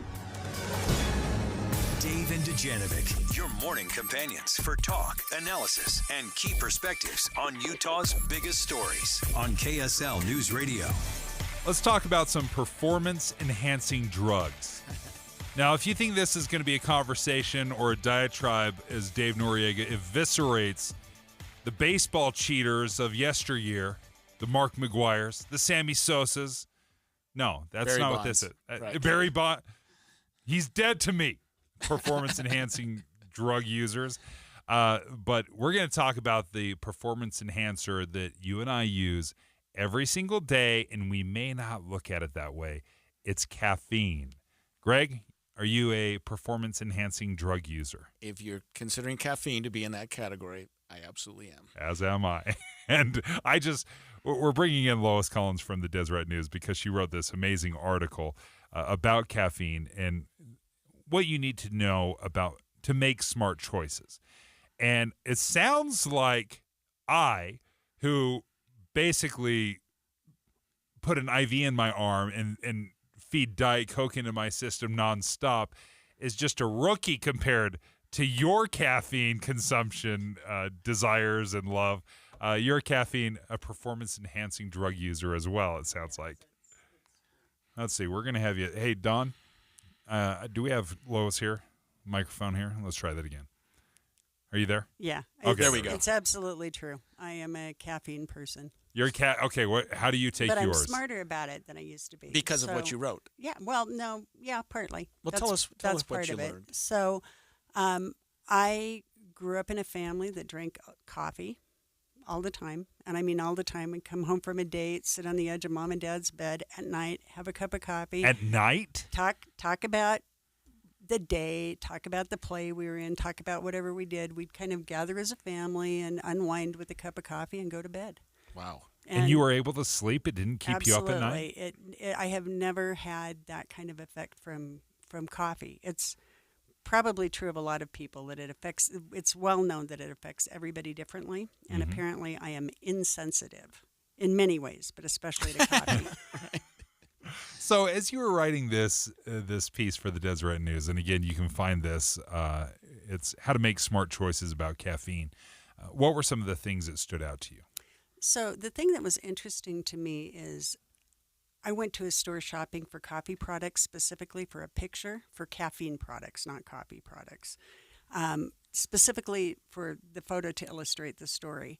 And there were so many. It's in everything, and I had no idea. You can even find a little bit of caffeine in puddings, if they're chocolate puddings, in Oreo cookies. It's small amounts. Stop it there, in Oreo cookies? In Oreo cookies, it's like 8 to 15 milligrams. It's a tiny amount, but it's there.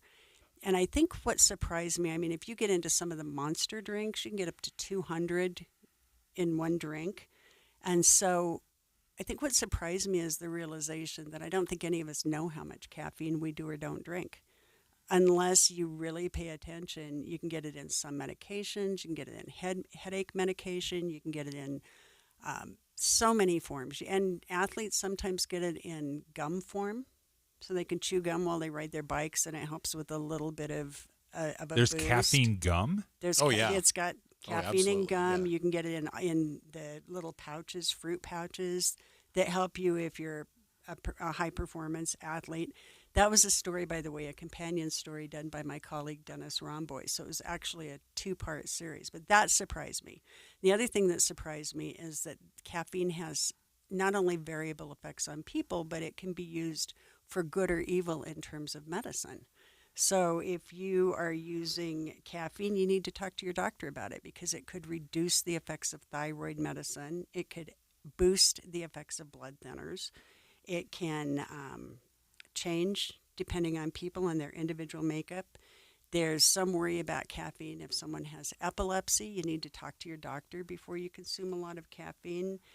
It can change the potency for antidepressants, which I know a ton of people who take certain kinds of medicines that can impact. But on the other hand, it's prescribed to help babies that have sleep apnea-related problems if they were preemies. It's used by some doctors. They prescribe it off-label for ADHD to help a little bit. Other people say it's not a good idea. It doesn't help. I've seen it prescribed to people for hypothyroidism, which is underactive thyroid.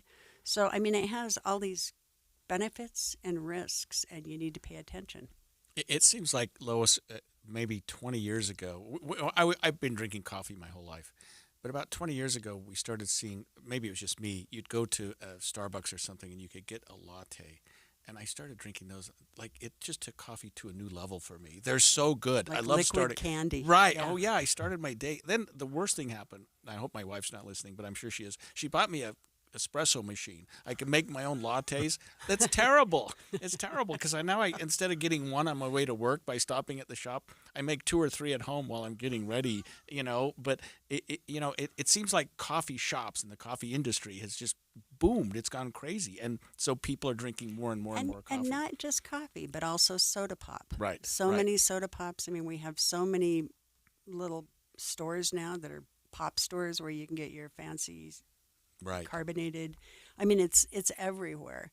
And you really have to pay attention because they say that you start running a little bit of risk at about 400 milligrams a day. Which is? It would be like maybe 3 cups of coffee.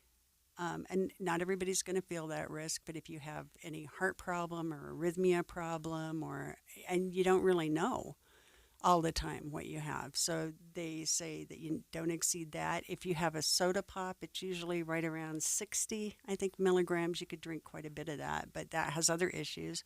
It's got sugar, it's got sodium.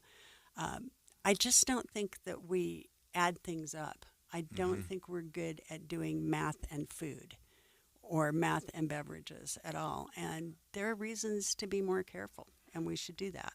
So threshold, as we're running out, but I just got to know, what number should I look for if I'm counting up my caffeine intake in a day? Obviously, there in the proper amounts, it can be very good, helps sharpen your mind, wake you up in the morning. Yep. At what point does it cross over to some concern? Everybody I talked to said that people under 12 should not have caffeine, certainly not in large amounts. And for your average adult or person over 12, if you're getting up in the 400 range, you should start paying attention. And maybe even when you go in for your physical or whatever, talk to your doctor and say, hey, am I overdoing it? And it's not like something that you need to really panic over, but it's something we should all be aware of because it interacts with a lot of things and it has different effects for different people. Lois Collins, thank you so much. This is a great conversation now. I don't want to ask my doctor if I'm overdoing it because he's going to tell me to quit drinking lattes. My doctor. Yeah, there you go. Right. I'm not answering that question. Right. I know what the answer is going to be. It's the same answer of like, hey, are these Oreos good for me? I'm not going to ask the doctor that. I already know the answer to it. But I want to know, folks, give us a call right now. Have you ever tried, because we're going to talk about the downside of trying to quit. And what it's like if you've ever tried to quit caffeine. Now, it's coming in a million different ways. Have you ever cut it cold turkey? Have you scaled it back? And do you have any tips or tricks? We want to hear from you. 801-575-TALK. 801-575-TALK. Your tips and tricks to cutting out or cutting back on caffeine.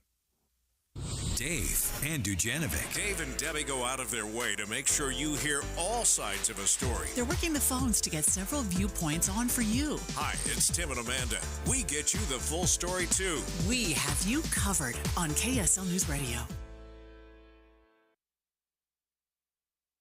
Hey, folks, let me tell you, when I talk about soft water, I kind of forget sometimes people don't realize that what even hard water is or soft water. Well, the water that just comes into your home, that is hard water.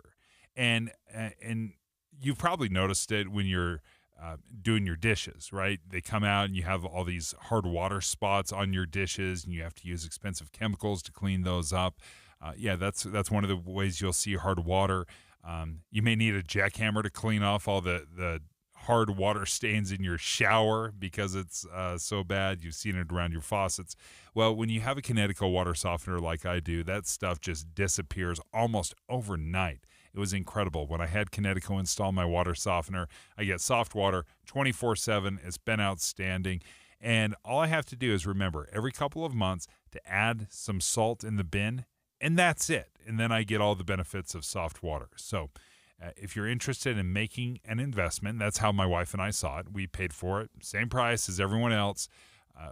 We decided to make the investment because we are concerned about the long-term health of our home because there's water just running through all of it. So if you're interested, go ahead and reach out to Kinetico. They're an authorized Kinetico dealer. 801-576-8600. That's 801-576-8600. Or, of course, you can check them out online at softwaterutah.com.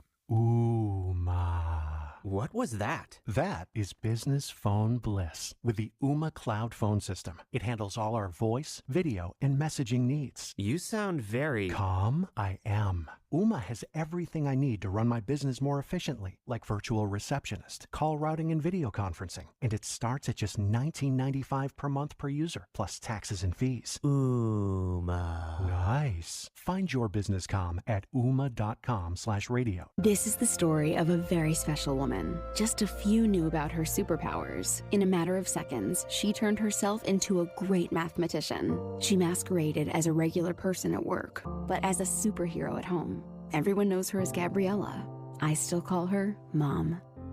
Your hero needs you now, and AARP is here to help. Find the care guides you need to help, complete with tips and resources at aarp.org/caregiving. Brought to you by AARP and the Ad Council. This is Derek Overstreet of the New Millennium Group and host of Stop Working and Start Living Radio. If you're close to or in retirement and you don't have a tax plan, call us right now. 888-999-6370. That's 888-999-6370. Listen, our country's been spending like never before, and the tax bill is coming soon. If you need an income tax strategy and a financial plan that will get you through the rest of your life, give my team a call, 888-999-6370. That's 888-999-6370. If you want an investment plan that allows you to keep more of your gains and pay less taxes, give us a call, 888-999-6370. My team specializes in the type of plan that will get you retired 3 to 5 years sooner than you thought possible. So, get a no-cost tax analysis by calling 888-999-6370. That's 888-999-6370. My team is standing by now. An emergency can happen any second. Here's a few seconds to think about where you'd go. When you need medical care fast, the closest emergency room is a smart thing to know. Common Spirit Health ERs are your direct path between feeling scared or uncomfortable and feeling better. Find emergency care in your neighborhood at mountain.commonspirit.org. With the 3 things you need to know this hour, I'm Becky Bruce. First, a new ABC News Ipsos poll suggests more than half of all voters want to see undocumented immigrants deported. That's up 20 points from 2016. Second, Taylorsville police are investigating a deadly shooting overnight. A woman who was found with the man's body was arrested. And third, police in Springville are still looking for a man suspected of shooting someone last night near 13th West and 50 North. He was wearing a black hoodie and red high-top sneakers. Right now, sunny and 70 degrees in Salt Lake City. Back to Dave and Dujanovic on KSL News Radio. Dave and Dujanovic. Let's talk about caffeine. We just spoke with Lois Collins of the Deseret News. She wrote this great article. You can find it at Deseret.com. How to make smart choices about caffeine. And Greg Skortis is filling in for Debbie Dujanovic today. Greg, I was doing some quick calculations on my caffeine consumption. I did not realize how much caffeine I consume in a day. And you might be over the limit that she described. I am 100% over the limit. Now, I don't do this every day, but I do it enough days that I probably should be aware. I'm a Diet Coke drinker, so that's my consumption. And caffeine affects me. Like Lois was telling a story of how she can drink a coffee at night. 11 a.m. is my deadline. I do not touch caffeine after 11 a.m. 11 a.m. You're done. Yeah, even like an iced tea, which I love in the afternoon, you can't do it because you're going to get goofy at night. You're going to have a hard time sleeping. For me personally, I can't drink caffeine after a certain time of the day. That's totally my experience as well. I started noticing that it was affecting my sleep, so I cut it off around noon. And if I forget and I get a drink at dinner or something, and I'm up until 2:00 in the morning, and then I'm waking up at 4. This is the worst experience of my life. So we want to know. We want to take your phone calls. Do you have any tips and tricks of how to scale back? Because I've done this a couple of times. I'll share my experience, but I want to know, have you ever scaled back on your consumption, your caffeine consumption? Let's go to Cheryl in South Jordan. Cheryl, what's been your experience?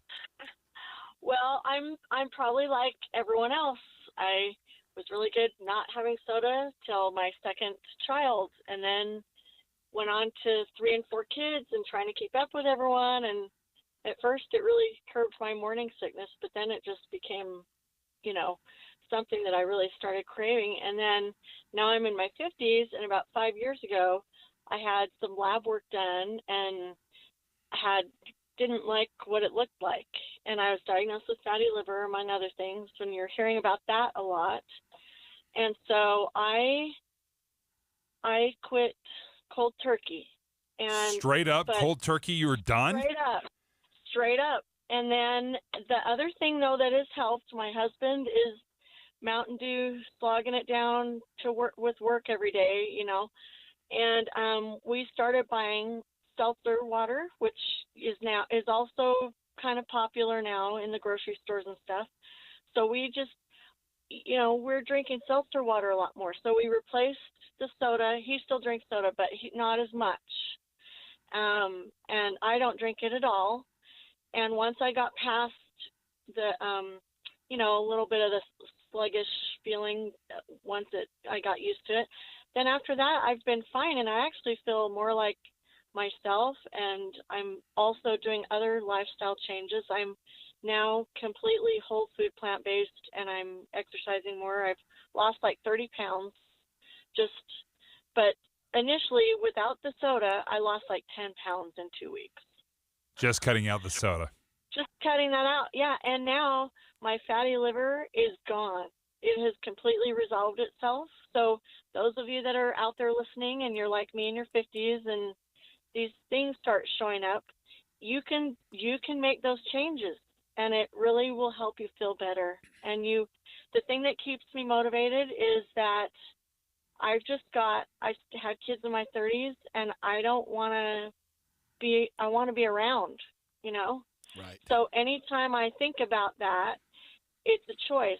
And now I don't have to think about it as much, but Cheryl, how long did the detox headache last? Right. Let's be honest, because I've tried this before, and that is a detox headache. Right. It is hard. I had tried that before about every 10 years, in my 30s and then in my 40s, and it was hard. But the last time I did it, I just thought, I can't not do it. And I just powered through it, and maybe a day. A day? Lasted. There you go. I wish mine only lasted a day. If people want, the other thing is if it's hard, for the average person, which it is. So give yourself, set a goal, if you can make it 5 days, go get a smaller refill cup or something at a gas station and on a Friday, go the week, and then you can say, I can do it on a Friday. And once a week is not as bad as every day. So says the cold turkey gal. Very good. She cuts it out of cold turkey, and now you're telling me to show some moderation. Right. What was your experience ever trying to quit? Okay, so I've done it a couple of times. Number one, the first time I quit, it was because I drank Coca-Cola. So fully sugar Coca-Cola, and the calories were just killing me. And we just installed a soda machine here at the station, and I was drinking probably 100 ounces of soda a day. I was approaching a full gallon of But that's got to have a lot of caffeine. It's a million. It's crazy caffeine. It's over 400 milligrams of caffeine. It's 1 billion calories, and I quit it cold turkey. Sure enough, same thing. I lost 20 pounds. In a matter of weeks. I wonder how that equates. That doesn't make sense to me. Because I was just reducing the calories so much. Oh, I was right, consuming yeah. thousands of calories in soda, and by cutting that off, I lost a bunch of weight. I did have headaches, and I just powered through, and I felt miserable. Well, I missed it. I enjoyed drinking soda. I enjoyed the taste, and I switched over to Diet Coke, so I didn't have the calories. But it's not caffeine-free Coke. But it is not caffeine-free. Yeah. So I started bringing the caffeine back in, and sure enough, I'm right back to the same, 100 ounces a day. Diet Coke, and I have tons of caffeine in my system, and I start at 7 a.m., but then I stop drinking the caffeine at noon. But yeah, for starting at 7 a.m. for those 4 hours, I drink a lot of Diet Coke. Did it affect your weight? I wouldn't have expected it to. No. When I quit it the second time, I've quit it for about a month. I did it. I was on a weight loss program, so I've talked about the weight loss program here, and so I was losing weight. I haven't noticed that being a huge contributor because I've lost weight with the caffeine, and without it, it hasn't seemed to affect it too much. But the one trick that I learned the second time around is I drank a lot of, or I took a lot of electrolytes. So there were some pills that helped, and I drank a lot of water, a lot of electrolytes, and that helped me a great deal with the headaches. It wasn't quite the bad headaches that I'd had in the past. There you go. Yeah. Have you ever tried? Ever tried to stop? Yeah, and I'll try to be brief, but I used to race bicycles, and I read a study, and I'm absolutely not advocating this because it didn't work, that if you go off of caffeine in the weeks leading up to a race, an endurance race, a long race, and then during the middle of the race when you're just like hating it, you load up with caffeine because you haven't had any for a long time, it'll really give you a buzz and get you through the finish line. It was first of all, the headaches didn't help at all, and then the caffeine during the middle of the race was like I didn't even notice. I was so tired. I could have had anything. It wasn't helping. So I thought I'll never do that again. Again, here's the disclaimer portion of it. We're not doctors. Don't do anything without talking to your doctor. It didn't work. Not just in yours, but any adjustment to your diet. Definitely make sure you touch base with the doctor. But I think learning to track and find out how much you're consuming caffeine, whether it's chewing gum, soda, tea, coffee, you name it, it's all over the place. But I think it's a great conversation.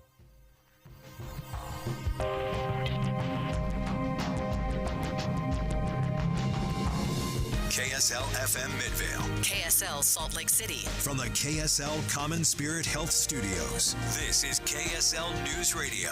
Utah's news, traffic, and weather station. 11 o'clock at KSL News Radio. I'm Becky Bruce. KSL's top story this hour.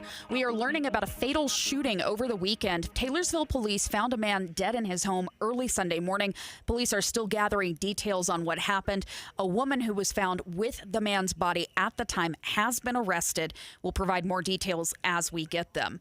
Springville police are looking for a suspect in a shooting last night near 13th West 50 North that happened around 5 o'clock. Springville Police Lieutenant Warren Foster says a 35-year-old man was shot and had to be rushed into surgery. The initial information that we got was that he is expected to recover from his injuries, although he was shot 3 times. Foster says they don't know if this shooting was targeted or random, but they say the suspect should be considered armed and dangerous.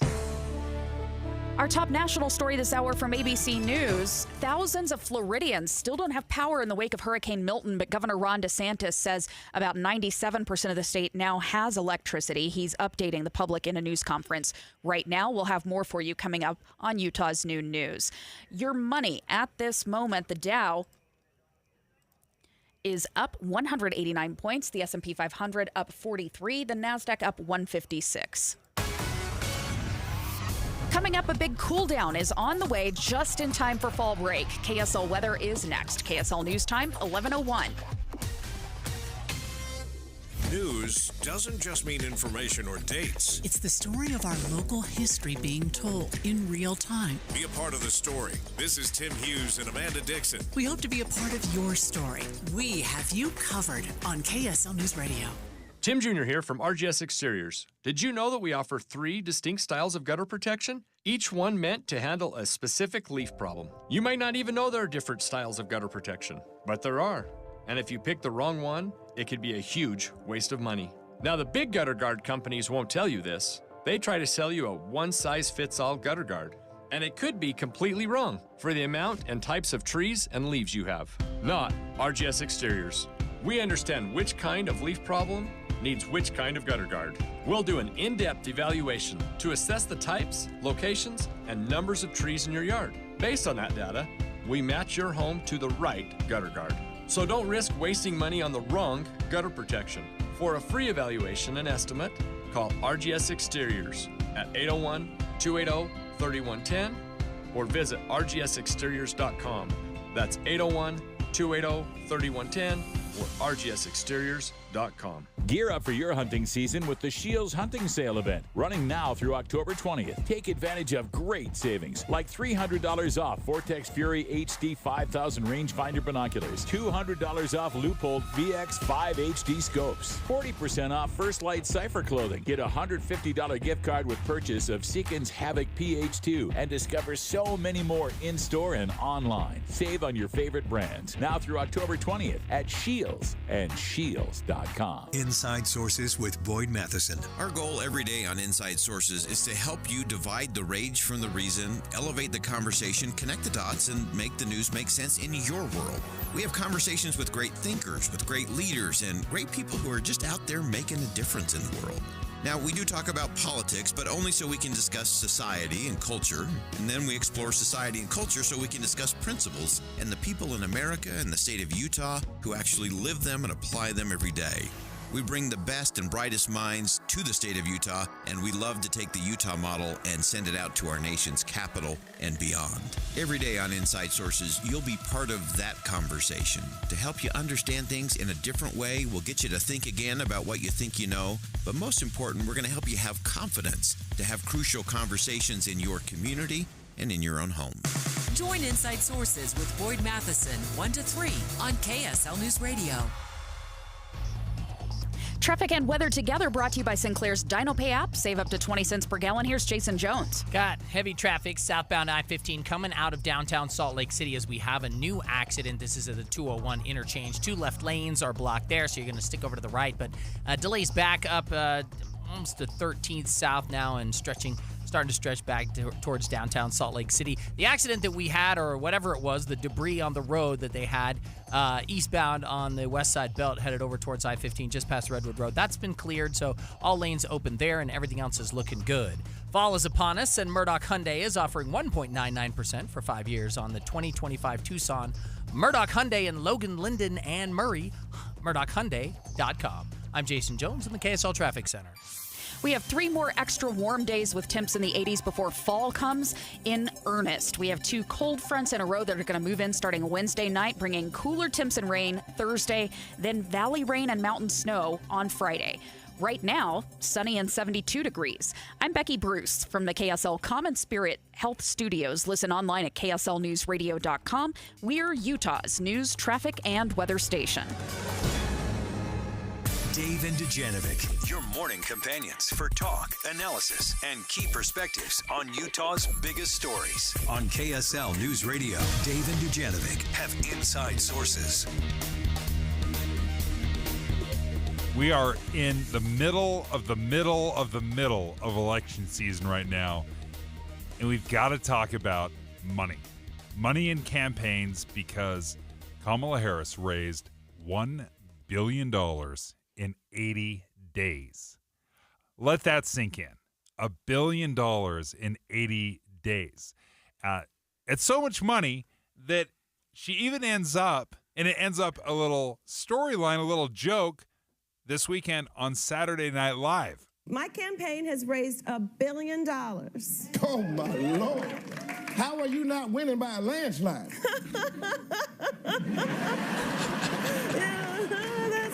That's a question I scream into my pillow every morning. It is. That's classic. That's classic. Maya Rudolph does it great. Kamala Harris, Yeah. that's spot on. But it is a staggering amount of money. Boyd Matheson joins us right now.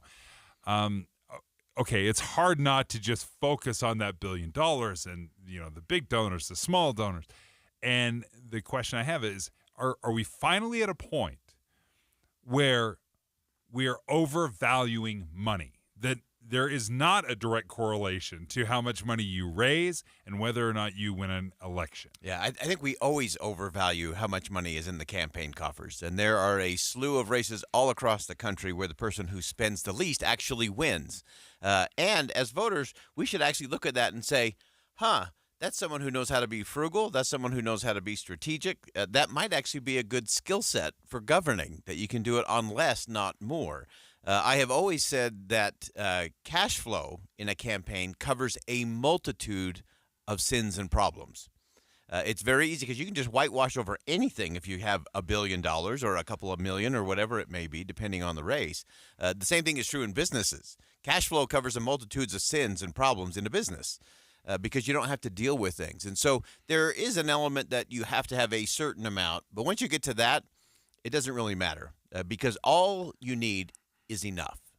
You just need enough money to make enough connections to tell your story, to frame the conversation. You know, Boyd, I've run for office twice, and it seems that each time I did, my campaign people kept saying, you need to raise money, you need to raise money, you need to raise money. And at the time, I thought, I could just donate. It'd be cheaper. Yeah. You know, taking time out of my practice to raise money when I could be earning more. But there's a notion that raising money means that you've got support, that you've got credibility, that people are liking you. So there is that part of money fundraising, campaign fundraising to say, look, I've had 1,000 donors and I've got $500,000. You know what I mean?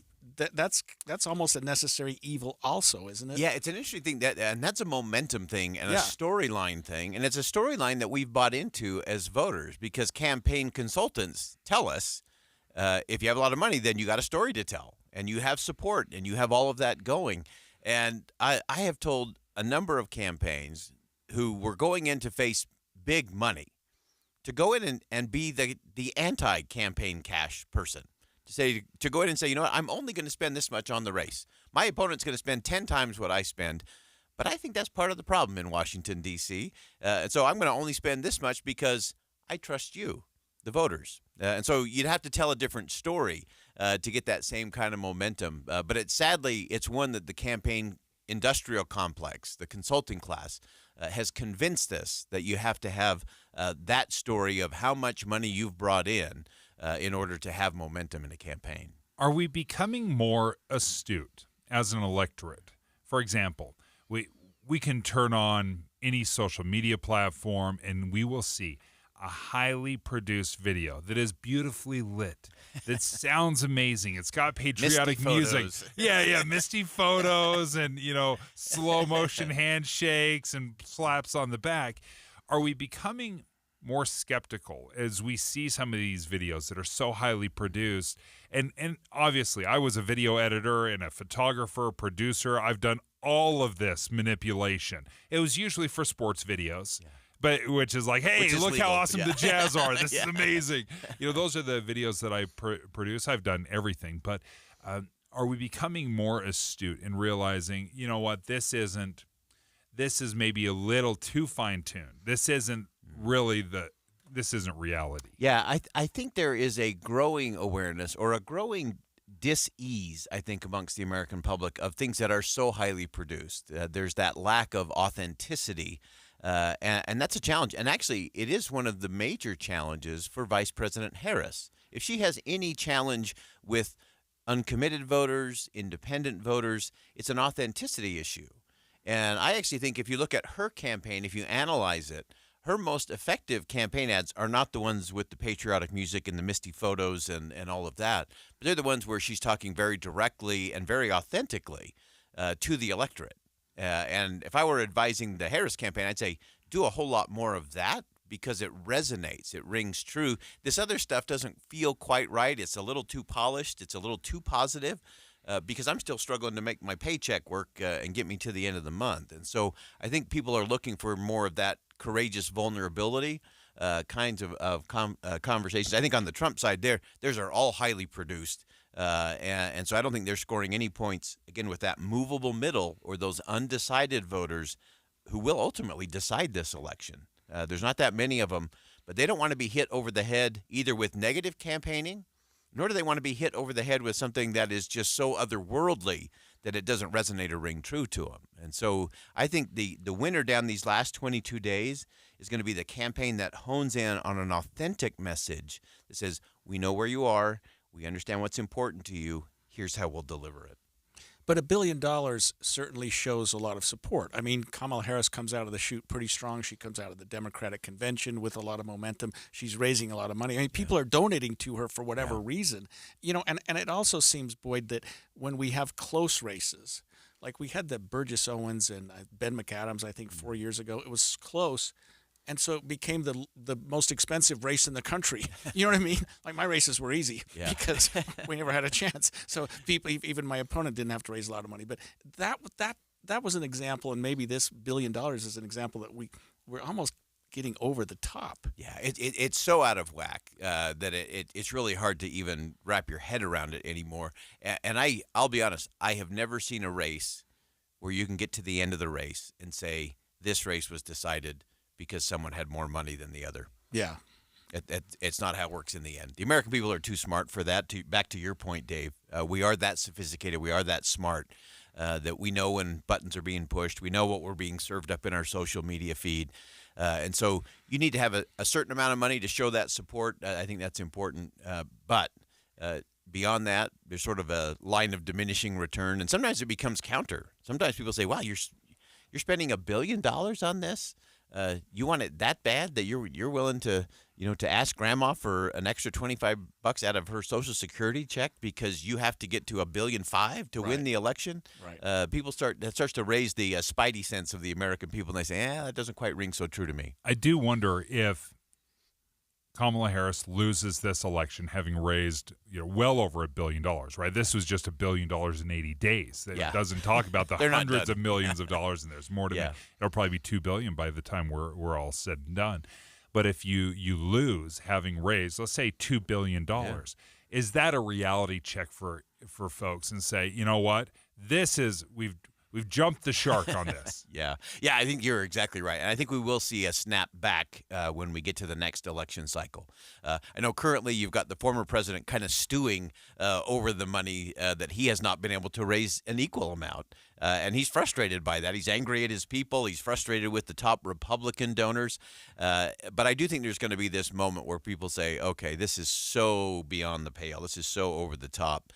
And I think people will start to look at creative ways to say, you know what, I am going to prove not just that I can run a campaign, because people can win an election and run a campaign, but that doesn't mean they can govern. And I would love it if we would start to see and start to demand as the American people that people campaign the way they will govern. And so I would love to see campaigns that say, you know what, this is an important seat, and we're going to spend X amount of dollars on it. So to get our message out, we're not going to spend a penny more, and we're going to be frugal. We're going to show you what we're doing, because that is how we're going to govern. It's not just how we're going to campaign. Well, it's a staggering number. It's $1 billion. It even, again, Saturday Night Live loves it. My campaign has raised $1 billion. Oh, my Lord. How are you not winning by a landslide? Yeah, that's a question I scream into my pillow every morning. If $1 billion doesn't get it done, my goodness, how much do I have to raise? Yeah, that's what a lot of politicians are thinking right now. Boyd Matheson, thank you so much for joining us. Look forward to Inside Sources today starting at 1. Dave and Dujanovic. Current events can have a lot of moving parts. Our job is to make it easy to keep up. You're part of a bigger world, so spend 15 or 20 minutes here and be part of it. Join us weekday mornings between 5 and 9 on KSL News Radio. If you're living with dry age-related macular degeneration or dry AMD, you may be at risk for developing geographic atrophy or GA. GA can be unpredictable and progress rapidly, leading to irreversible vision loss. Now there's something you can do to slow it down and get it going slower. Izervay is proven to slow GA progression. Izervay gets GA going slower. Izervay or avacincaptad pagel is a prescription eye injection used to treat GA. Don't take it if you have an infection or active swelling in or around your eye. Izervay can cause eye infection, retinal detachment, or increased risk of wet AMD. Izervay may temporarily increase eye pressure. Your vision may be impaired after an eye injection or exam. Don't delay. Ask your doctor about Izervay today. Izervay gets GA going slower. Visit Izervay.com. That's IZERVAY.com. Hey, folks, let me tell you, this is an exciting time of the season, right? We're all getting ready, doing our research, trying to figure out how we're going to fill out our ballots. Well, I just saw in Salt Lake County that there were 14 judges that were up to be retained or dismissed. So we thought we'd do a little education here. So joining us right now is Mary Margaret Pingree, is the executive director with JPEC. That's the Judicial Performance Evaluation Commission. How do people, as they are looking at their ballots and they see all these judges that are up to be retained, how do they go about that? Because those are names oftentimes I've never heard of before. Yeah, I mean, the average citizen doesn't spend time in court, so they don't know the judges. And that's why JPEC is here, to provide you with information so that you can do research on judges and educate yourself so that you can cast an informed vote. What are some of the things that I will see when I go to the now the website? It's judges.utah.gov, right? And then I can narrow it down to my district, wherever I'm voting from. Yeah, you put in your county, and then it'll pull up a list of judges for you, 14 that are on the ballot in Salt Lake County. And then you can click on each of those individual judges and find out more detailed information. And that information comes from surveys that we do of people who spend time in a judge's courtroom. We also have a courtroom observation program where we send citizens who are trained by JPEC in to observe a judge to make sure that they are providing a fair and respectful environment for everyone. And then we also collect comments from the public. So you can see all of that data. You can drill down as far as you want to go. When we come back, I'd like to dive into that a little bit more of what we should be looking for, some of the priorities when we're thinking about judges, because obviously judges don't always rule in our favor or the way that we would want, but that doesn't necessarily mean they're bad judges. So when we come back, if you don't mind sticking around for a little bit, I'd like to dive into that a little bit more of even if a judge is not ruling the way you want, is he still a good judge, or is she still a good judge when we come back? But the way to educate yourself, go to judges.utah.gov. Election Day will be here before we know it. Join KSL News Radio every Tuesday and Thursday between now and November 4th for political coverage without the rhetoric and finger-pointing. You'll get conversations with the candidates, details on how to make sure your vote counts, and stories that will help you make informed decisions at the ballot box. Every Tuesday and Thursday, all of our shows will be diving deep for Your Voice, Your Vote 2024 on KSL News Radio. Any Hour Services can help you make sure your furnace keeps you warm this winter. Whether you need a tune-up, a repair, or a second opinion about replacing it, call Any Hour Services or visit anyhourservices.com. Hey everybody, it's Casey Scott, and I have a podcast called Project Recovery. I talk about my own journey from addiction to a lifelong one in recovery. I'm joined by my good friend and a clinical psychologist, Dr. Matt Woolley. You know, it's your story, Casey, but we also hear inspiring stories of others who join the show from rock bottom to living a life of recovery. That's Project Recovery, a show about addiction, but more importantly, it's about recovery. Follow us for free on KSLpodcast.com or wherever you get your podcasts. With the 3 things you need to know this hour, I'm Becky Bruce. First, cases of whooping cough are on the rise nationwide. The CDC recommends all children get vaccinated. Second, police are looking for a suspect in a shooting that left one man in the hospital in Springville last night. And third, Florida Governor Ron DeSantis says about 97% of Florida has the power back on after Hurricane Milton. That still leaves thousands of people in the dark. Right now, sunny, 72 degrees in Salt Lake City. Back to Dave and Dujanovic on KSL News Radio. Dave and Dujanovic. Now, we talk about this every 4 years. We talk about the Electoral College and how we elect a president. Oftentimes, when you're teaching kids about this or you're discussing the election, elections oftentimes are very cut and dried. It's whoever got the most votes, that's who wins. Yeah, and I think a lot of Americans still don't understand or appreciate or like the Electoral College because they think whoever wins the general election ought to be the president. That's who most of the people in the country want. Yeah. And that hasn't always been the case. Generally it follows, but not always. Yeah, and the founding fathers saw this, saw the popular vote, and they looked at it and said, you know what, we want to put some protections in here because there are going to be areas of the country, whether it's New York City or these big cities, that are maybe disproportionate to the rest of America. And the needs and desires and the wants of the big city may be different from rural America where we grow your corn and your food and we don't have the political power.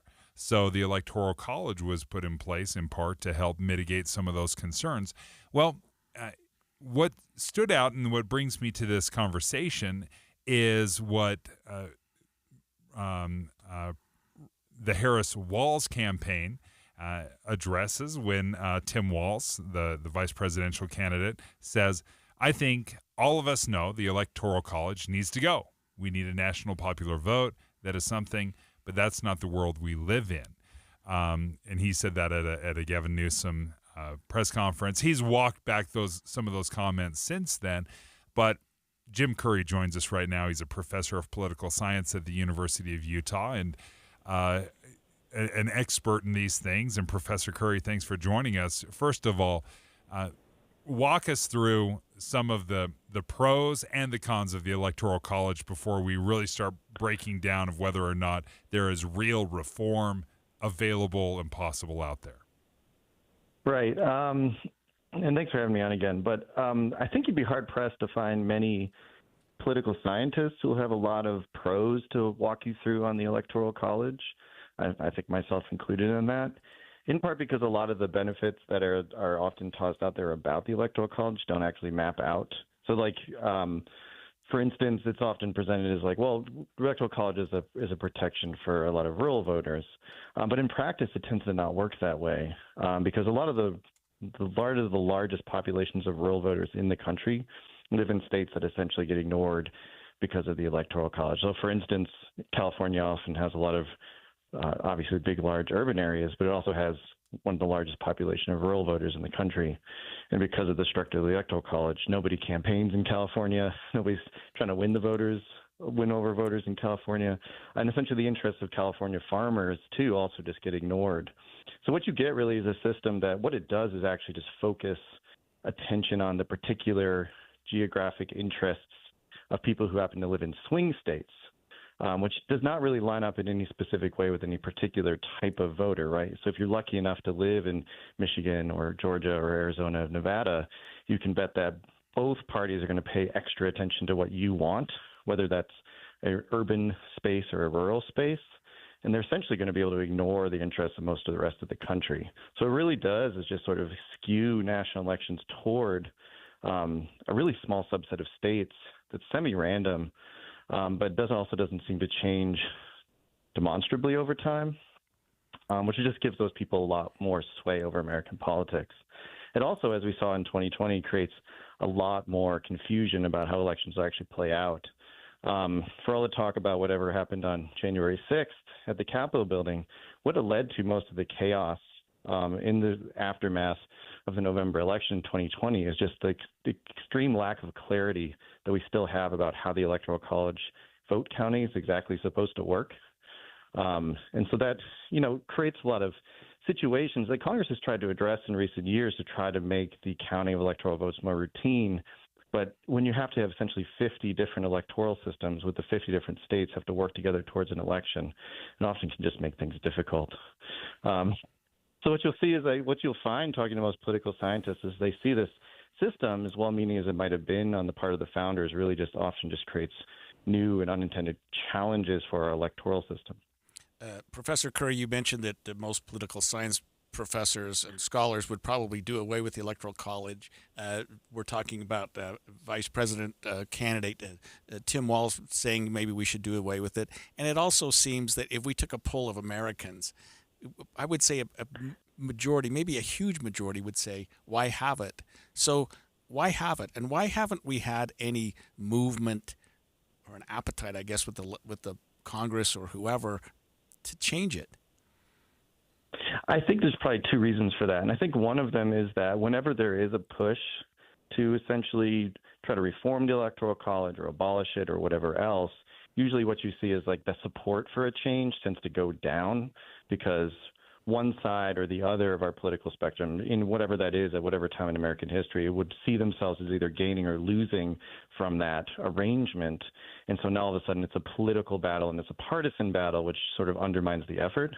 And second, I think a lot of it is just that amending the Constitution, which is what you would have to do to really change the Electoral College, despite what some reform groups out there purport to say. Amending the Constitution is incredibly hard. And it's important that it's incredibly hard because otherwise people in power just change the rules or change the structures to benefit themselves. But we've created a political system that probably harder than maybe any other advanced democracy in the world has made a constitution that's very, very, very hard to amend, where you need to get, essentially 3/4 of states to agree to a change. And that means that, as much as people may be upset about the Electoral College or want to change, you need to then build really massive widespread support for a specific change to it. And that's just often hard or maybe impossible to do. Well, my solution, I wanted to give you a pitch, but we're running out of time here. This is probably a pitch for another day, because I would be curious, changing it wholesale, probably not an appetite for that, but I wonder if there's some tweaks in there where you can have the best of both worlds, where you're bringing more than just the 5 or 7 swing states into play when it comes to election season. But we'll save that for another day. I'm gonna give you a call and pick your brain to see if there's some other maybe less drastic changes and tweaks that we could do. Because sure enough, it comes up every few years, and everyone's racing for that 270 electoral votes to win, and it does seem to be quite the nail biter as everybody's campaigning just in Pennsylvania, Michigan, Wisconsin, North Carolina, Georgia. There's a handful, and then every once in a while they'll come west. and care about Arizona or Nevada. Right. Professor right. Curry, thank you so much for joining us. I appreciate that. But yeah, it is interesting. We're looking at it and say, we're just 270 electoral votes. That's all that matters. And if it was a popular vote, Donald Trump and Kamala Harris would visit Utah, but they don't need to, because they know it's going to go all Republican.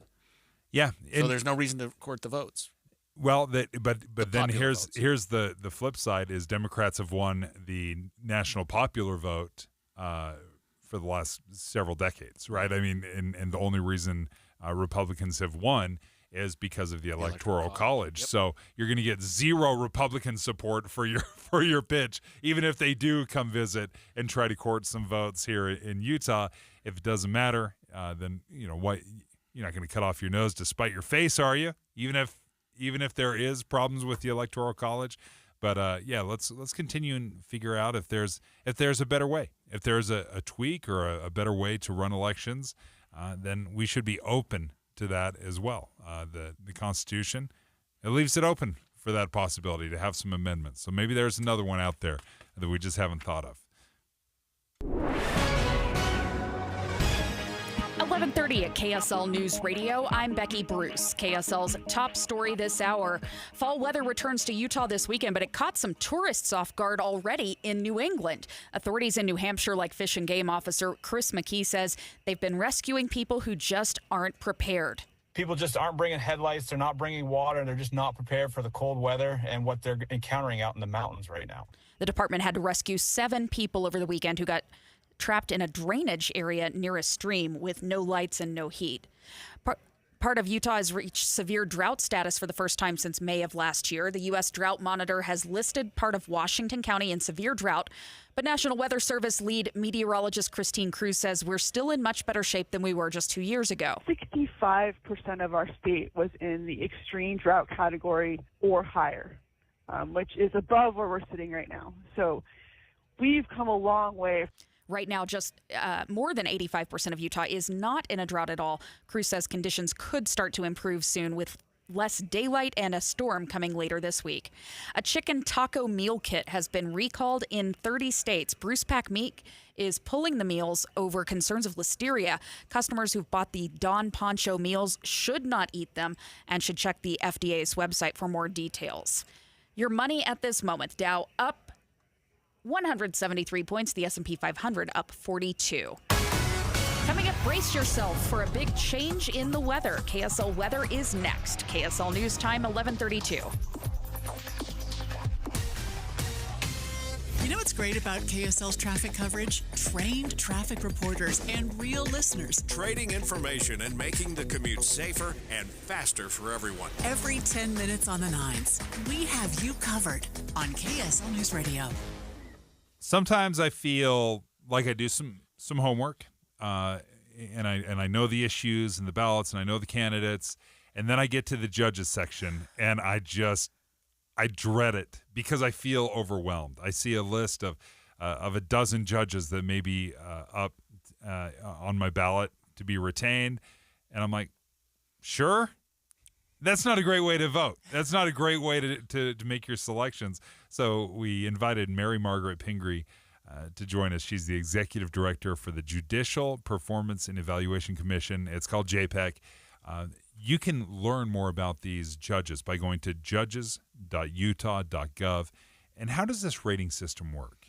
So we evaluate judges in 4 areas, and they're all performance areas. So legal ability, a judge's legal ability, very important, their ability to apply the law effectively. And then their integrity and judicial temperament is the second area. The third is their administrative skill. And fourth is procedural fairness, so their ability to be fair in a courtroom to all sides. So you can look on our website, and we provide a numerical score for each judge for each of those categories. So they're rated on a scale of 1 to 5, and you can see what score a judge has. And you can also see how the judge compares to their peers. And then you can see how it compares to the minimum standard that's required. So what would be a good score? Because obviously a perfect score is probably pie in the sky. But what should I be looking for? I mean, if a judge has a score between 4 and 5, they're a pretty good judge. The minimum score is 3.6, and a lot of judges will get in the 4s, in the 4 range. What happens if you do see a judge in the 3s or even the 2s? Does anything happen?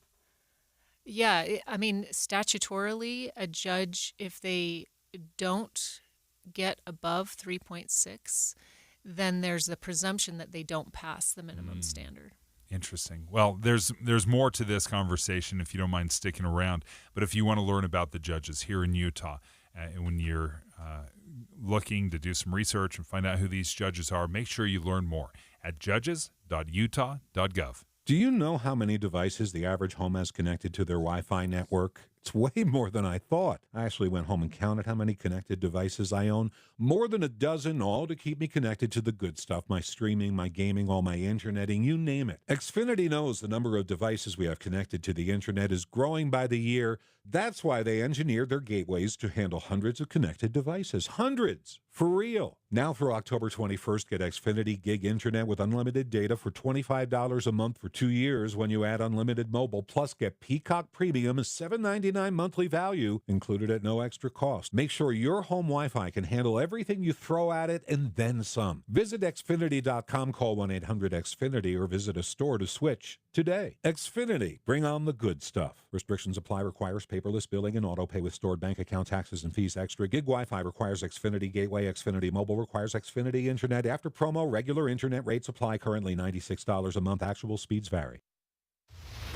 Traffic and weather together brought to you by Sinclair's DinoPay app. Save up to 20 cents per gallon and also say hello to Ricky Neese. We do have a crash tying up traffic. This is southbound I-15 just after 2100 South.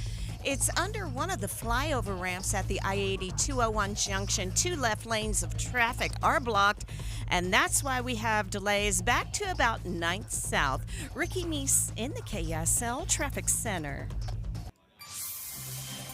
Highs in the 80s today through Wednesday. Thursday, it'll be much cooler with rain. Then on Friday, valley rain and mountain snow. Right now, you've got sunny skies, about 73 degrees. I'm Becky Bruce from the KSL Common Spirit Health Studios. Listen online at kslnewsradio.com. We're Utah's news, traffic, and weather station.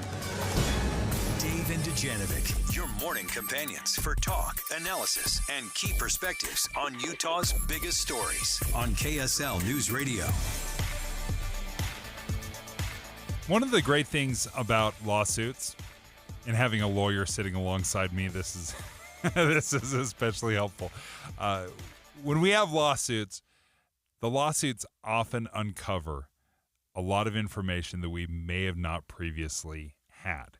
Greg Skordas is filling in for Debbie Dujanovic, and I want to speak specifically about some of the shocking revelations that we learned about TikTok through some of the documents from a lawsuit. So before you get there, I should tell you that the reason we get that is because when there is a lawsuit, there's what we call discovery, and you can start learning more about the other party, things that you wouldn't be able to just ask on the whim. But pursuant to a lawsuit, you have the discovery process that requires each side to disclose information that would otherwise not be available to them. So what you're about to describe here is what's come out during that discovery process. The plaintiffs bringing an action against TikTok, saying, "Tell us about some of the inner workings of your agency, how you solicit people, your algorithms, that type of thing." And you can learn a lot about a company when you get into those weeds. Why this is so important, because I work in a job, we work in a job as journalists where we get to ask questions of companies, and we can ask tough questions.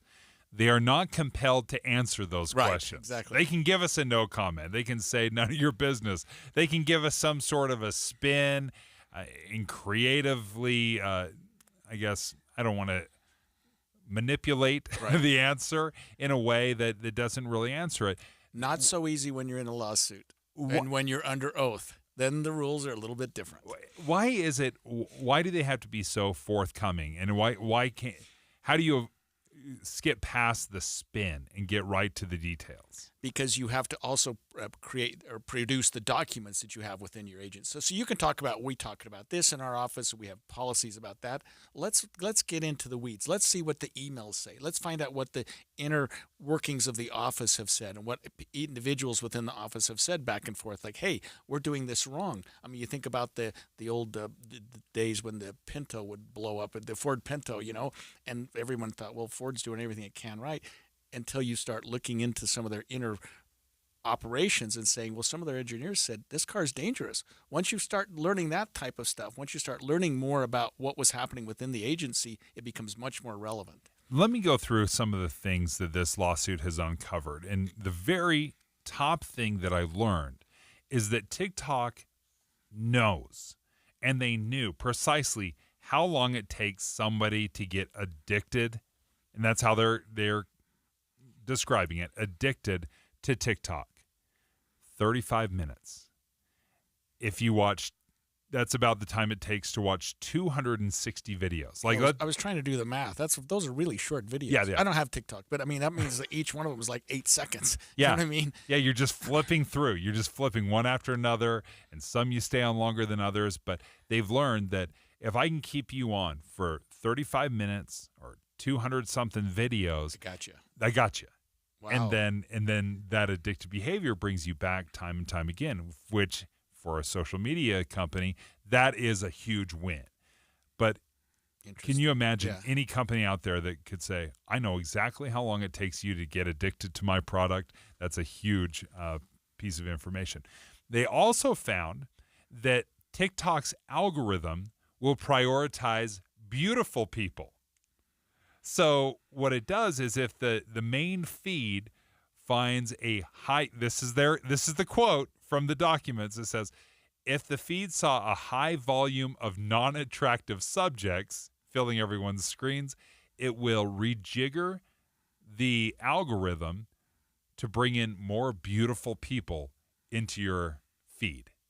Which actually, that does make sense. You assume that people watching TikTok all day are going to want to look at beautiful people and beautiful things and fun things, so that makes sense. It's also manipulative as heck, and that's what their algorithm's all about. Like, how do we set the hook? How do we get people to watch us all day long? Well, here's one reason. We'll have 260 videos in 35 minutes, and a lot of them are really beautiful people. Are beautiful people, and I mean, saying really smart and funny things. Yeah, and Hollywood has known this forever. It's why the leading man or the leading lady are the most beautiful people in the world, right? This is very obvious. We know this, but I guess maybe the surprise is that if they notice you're not spending enough time, the algorithm will change and say, "Oh, you're losing interest? How about some more beautiful people?" Right, Boom, yeah. here's some more beautiful don't leave. people. Wait, stay with us. Right. They also learned that the limits on TikTok, so you can actually put limits and say, I only want my kid, if I'm a parent, I can put these limits. I can say I want them to spend 30 minutes. So once they spend 30 minutes on TikTok, as soon as they hit 30 minutes, then it shuts off. It shuts off. Yeah, it just shuts off. And what they learned is that these limits on TikTok barely had any impact.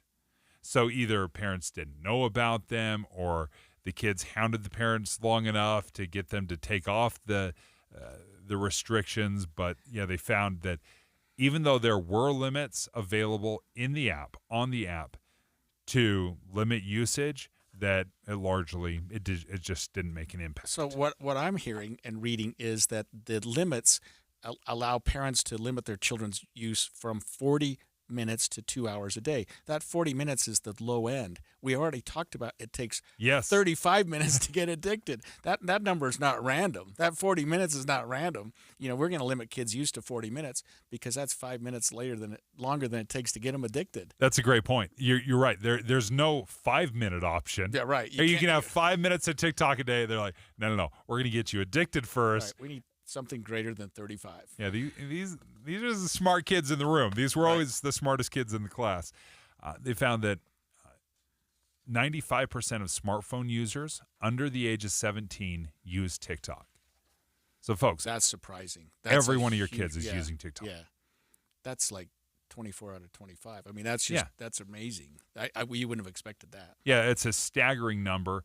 And what is unique about TikTok, opposed to all the other social media platforms out there, Facebook started off and it was like, hey, Greg, you and I are friends. I want to know how your life's doing. Let's be friends. And then I will see what pops up in your feed if you post something, and we are directly connected to friends. Then Twitter, comes out.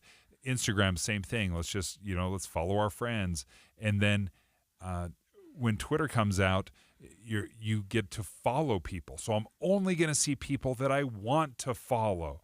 TikTok is paintballs against a wall. It's just splattering everywhere. We're going to give you all sorts of stuff. We're going to give you a million different topics, some comedy, some cooking, some carpentry videos, and then we're just going to see how much time you spend on each video, and then we're going to adapt that and give you more of the stuff that you tend to look at, and it's a never-ending feed.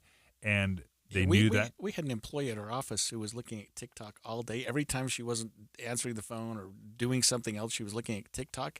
I'm now starting to understand why. I'm starting to understand a little bit about this addiction, because it was like drove me nuts.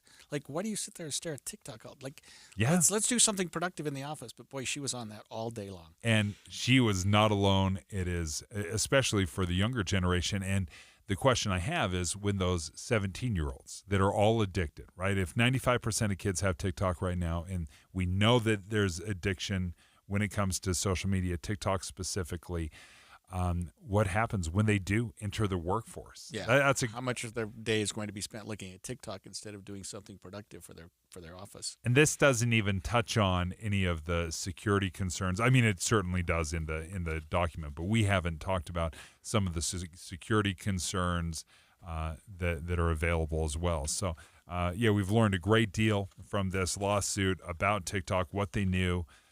And we'll continue to follow more and more about TikTok. But my goodness, 95% of kids 17 and younger are using TikTok. Probably should know a little bit about it, folks, and parents specifically, to give you an idea. Those limits that you thought were like, hey, I'm limiting my kid to 40 minutes a day. Oh, it only takes 35 minutes to get him addicted. They won. Yep. Dave and Dujanovic. Here's a trick to podcasting at work and getting all the Utah news you love. Download the KSL News Radio app. The podcast for Utah's morning news and Dave and Debbie are right there. Dozens of podcasts a day. That's the app for KSL News Radio. Don't you deserve health care you can count on? Well, you can count on United Healthcare with Medicare plans that fit your life today and as your needs change tomorrow. You can enjoy reliable coverage and low out-of-pocket costs with a Medicare Advantage plan from United Healthcare. United Healthcare Medicare Advantage plans. Made for Utah, trusted everywhere. The Medicare annual enrollment period ends December 7th, so go to uhc.com/Medicare today. One of the things I love about voting is it gives me an opportunity to get to know candidates that maybe I didn't know before. Instead of just rubber stamping and picking the same folks that I use all the time, I like to look at the other candidates and educate myself. Well, when I get to the section in my ballot about the judges, that's where I feel most out of my depth, and it's why I like that there is a website here in Utah. It's judges.utah.gov that will help educate you about the judges and how good they are. Mary Margaret Pingree joins us right now as the executive director of JPEC, which is the Judicial Performance Evaluation Commission. Does every state do this, where they put out the information and rate the judges that are in your community? Every state selects and retains their judges in different ways. So some states have elections, some states appoint, some states have a merit system like we do.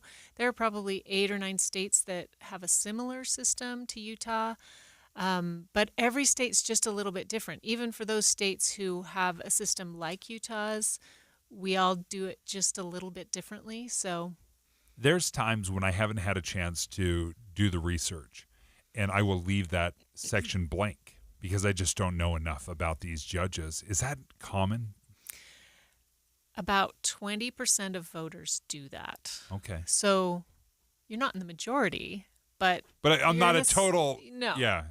No, and I think it's for the reason that you're mentioning, is that people don't feel confident in how to vote. So instead of voting all yes or all no or just randomly picking, they just leave that section blank. But we're hoping that by getting the word out, we can make voters feel confident because they have information and they can use that to cast an informed vote. Well, I appreciate you joining us. If you don't mind, I think we're going to hold you over for the next segment of our Dave and Dujanovic show. And Greg Skordas, my co-host for today, has actually participated in the surveys that are used to help rate judges. And again, if you want to learn about these judges, the best way to do it, and it's very simple, I just barely did it, you go to judges.utah.gov. Any Hour Services free furnace sale is going on right now. If you haven't scheduled your free estimate yet, what are you waiting for? Call Any Hour Services today or schedule online at anyhourservices.com. This is Derek Miller speaking on business. Since 1987, Hamilton Partners has been a driving force in commercial, retail, and industrial real estate development. With a reputation for excellence and a presence in Salt Lake City for more than 20 years, here's partner George Arnold with more. Hamilton Partners started with a vision to create high-quality spaces where businesses and people can thrive. Today, we're one of the largest privately held real estate development firms in the central U.S., with over 17 million square feet of office, industrial, and residential properties. In Salt Lake, we're proud to contribute to the city's growth with premier projects like 222 Main Street, the new House in Boston buildings, and the Hamilton I-215 Logistics Center. Our current projects, like 324 State Street, 111 East Broadway, 1260 Stringham Avenue, and the Sink and Luma Apartments, continue to shape the future of this vibrant city. At Hamilton Partners, our commitment goes beyond just building. It's about creating homes for businesses and families while delivering properties that exceed expectations for our tenants, investors, and the communities we serve. Whether it's a world-class office building, a warehouse hub, or a modern apartment complex, Hamilton Partners is helping Salt Lake City grow into a world-class city in the mountains. Learn more at hamiltonpartners.com, where development meets vision. I'm Derek Miller with the Salt Lake Chamber, speaking on business. With the 3 things you need to know this hour, I'm Becky Bruce. First, a sliver of southwestern Utah has reached severe drought status for the first time since May of last year. About 85% of the state is not in a drought. Second, the University of Utah is launching a first-of-its-kind center aimed at preventing stillbirths. And third, whooping cough is on the rise. The CDC reporting cases now 5 times higher than a year ago, more than in the last 10 years. Right now, sunny and 73 degrees in Salt Lake City. Back to Dave and Dujanovic on KSL News Radio. Dave and Dujanovic. So, as we're getting ready for election season, ballots are going to be mailed out tomorrow. We just talked to Lanny Chapman, Salt Lake County Clerk. She said everything is lined up, ready to go, just waiting, sitting at the post office, waiting for midnight to hit, and that's when we can start sending out ballots 21 days before the election. And that's what everyone's getting ready for. So when your ballots arrive, you're going to open it up, and in Salt Lake County, it's a significant ballot. It is 2 pages long, front and back. There are just dozens of candidates, 88 different races. It really is incredible how large it is, especially in Salt Lake County. But joining us right now is Mary Margaret Pingree, is the executive director over with Judicial Performance Evaluation Commission. It's known as JPEC.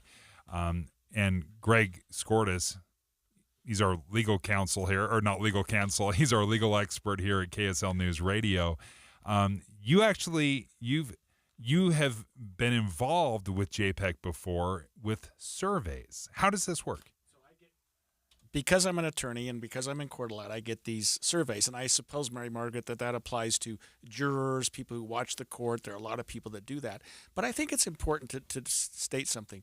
We assume in Utah correctly that a judge is appointed by the governor, usually, and these are the district and Court of Appeals and Supreme Court, for life, that it's basically they're tenured for life. But these surveys and these elections we have are they're what we call a retention election. So if a judge isn't performing well, there are some checks and balances on that individual, right? And voters can say yes or no, should Judge A or B still be a judge. So they're appointed for life, but this is a real sort of a helpful check to that, isn't it? Right. Judges are accountable to the citizens of Utah, and it's set up that way because it's important for judges to be accountable. And when voters are informed and they know about their judges and they vote on their judges, then judges feel more accountable, and that makes us have a stronger judiciary. I talked to you earlier, and you said that the criteria is sort of fourfold: legal ability, integrity and judicial temperament, administrative skills, and procedural fairness. When I fill out these forms, there are a lot more than 4 questions, but I suppose there are like 5 or 6 questions that sort of focus on each of those areas. Right. So in legal ability, there's probably 8 questions about different aspects of their legal ability. Do they follow legal precedent? And the same with each of the other categories. Procedural fairness, for example, would have a question about, does the judge give voice to every person? Let every person have input before making a decision. So, right. Greg, as you are taking this, let me just pick your brain, because obviously not every lawyer loves every judge. You know, there may be a personality conflict, or they rule against you in a case that you thought you should have won. How do you reconcile that as a lawyer as you're evaluating these judges that may have just ruled against you, and now you've got to rate them whether or not they're good? So we're on live radio. I love all the judges. You obviously, and I'm going this to be in weird court this hypothetical afternoon. Yes, that I threw out. So no. I think it is fair, and I think that it's actually helpful for the judges to see areas where they're not doing as well. And so if you do feel like, as an attorney or as just a participant in court, that this judge is just, maybe they're just a little short with people. Maybe they just don't have that patience that a lot you would expect from judges, or maybe they're a little bit condescending. Maybe sending them a message, don't you think, Mary Margaret, is helpful for these judges, for them to even know those things, because no judge wants to get straight A's. You don't learn anything, right? Maybe they do, but and maybe within the judicial ranks are sort of looking at who's doing better here or there. But there is some benefit to these surveys for the judges, even if they are retained. Right. Judges don't get a lot of feedback. People feel uncomfortable giving feedback to judges. So this is a way, and we actually do 2 different types of evaluations. One is a retention evaluation that the voters see, but we also do a midterm evaluation, and that's purely for the judge to see what people think and what they can work on. And I think judges do really appreciate that, because they're not getting feedback any other way. Yeah, and I've had some judges comment, because there's actually a line, maybe it's on the midterm ones, where you can say comment, or you can fill in a blank and say, this judge is really not very nice, or what a welcome addition to the court. I think the judges like that. I mean, I've had judges tell me that they appreciate the comments. They really do. Yeah, I think they do. Yeah, and so I wanted to ask you another question as it relates to this. In history, because a lot of people think every judge gets retained, and I don't want to go into names or necessarily history, but there have been some instances, at least in the 42 years I've practiced law, where some judges didn't meet the mark and they weren't retained. Yeah, I can tell you that since 2012, when JPEC started doing evaluations, that no judge has been voted out. But let me tell you a little bit more about the process. Before a judge decides whether they want to put their name on the ballot, we send them their evaluation. There are judges that perform poorly every election cycle. And so a judge can look at their scores, they can look at their comments and decide, do I want to put my name on the ballot? So we evaluate more judges than actually go on the ballot. The voters see the judges who have said, yeah, I want to stand for attention. You don't want to be the judge that lost. You don't want to be that judge. Yeah. That's interesting. I didn't realize that. Yeah. Well, the two I was thinking of, and I'm sorry I keep cutting you off, the two I was thinking of must have occurred before 2012. Must have, yeah. Because they were not retained. Well, and I think it answers what was going to be my next question, because all of this information is at judges.utah.gov, and I'm looking at the list of judges in Davis County, and there's a commission that votes whether or not they would recommend to keep this judge. And I'm looking at the commission vote, and it is unanimous up and down the list. There is not one dissenter. It's 13-0, 13-0, 11-0. And I was wondering, how can it be that perfect? But you described there are judges that may have scored poorly, and instead of putting themselves out there, they just, is it a retirement or they step down? Yeah, one or the other. Yeah. The other thing that comes into play is by statute, commissioners are almost, there's a presumption that a judge should continue on if they meet the minimum performance score. So commissioners have to follow that statute, and that's why sometimes you see those a lot of 13-0, 11-0 scores. Well, thank you so much for joining us. This is a great resource. I've actually used it many times over the years. It's judges.utah.gov. So when you get your ballot, folks, and you're doing your research, you're trying to figure out who you're going to vote for, the judges section is not as intimidating as you might think it is. You can go to this website. It can tell you about the judge. You can see their scoring and the recommendations. Thanks again for joining us, Mary Margaret.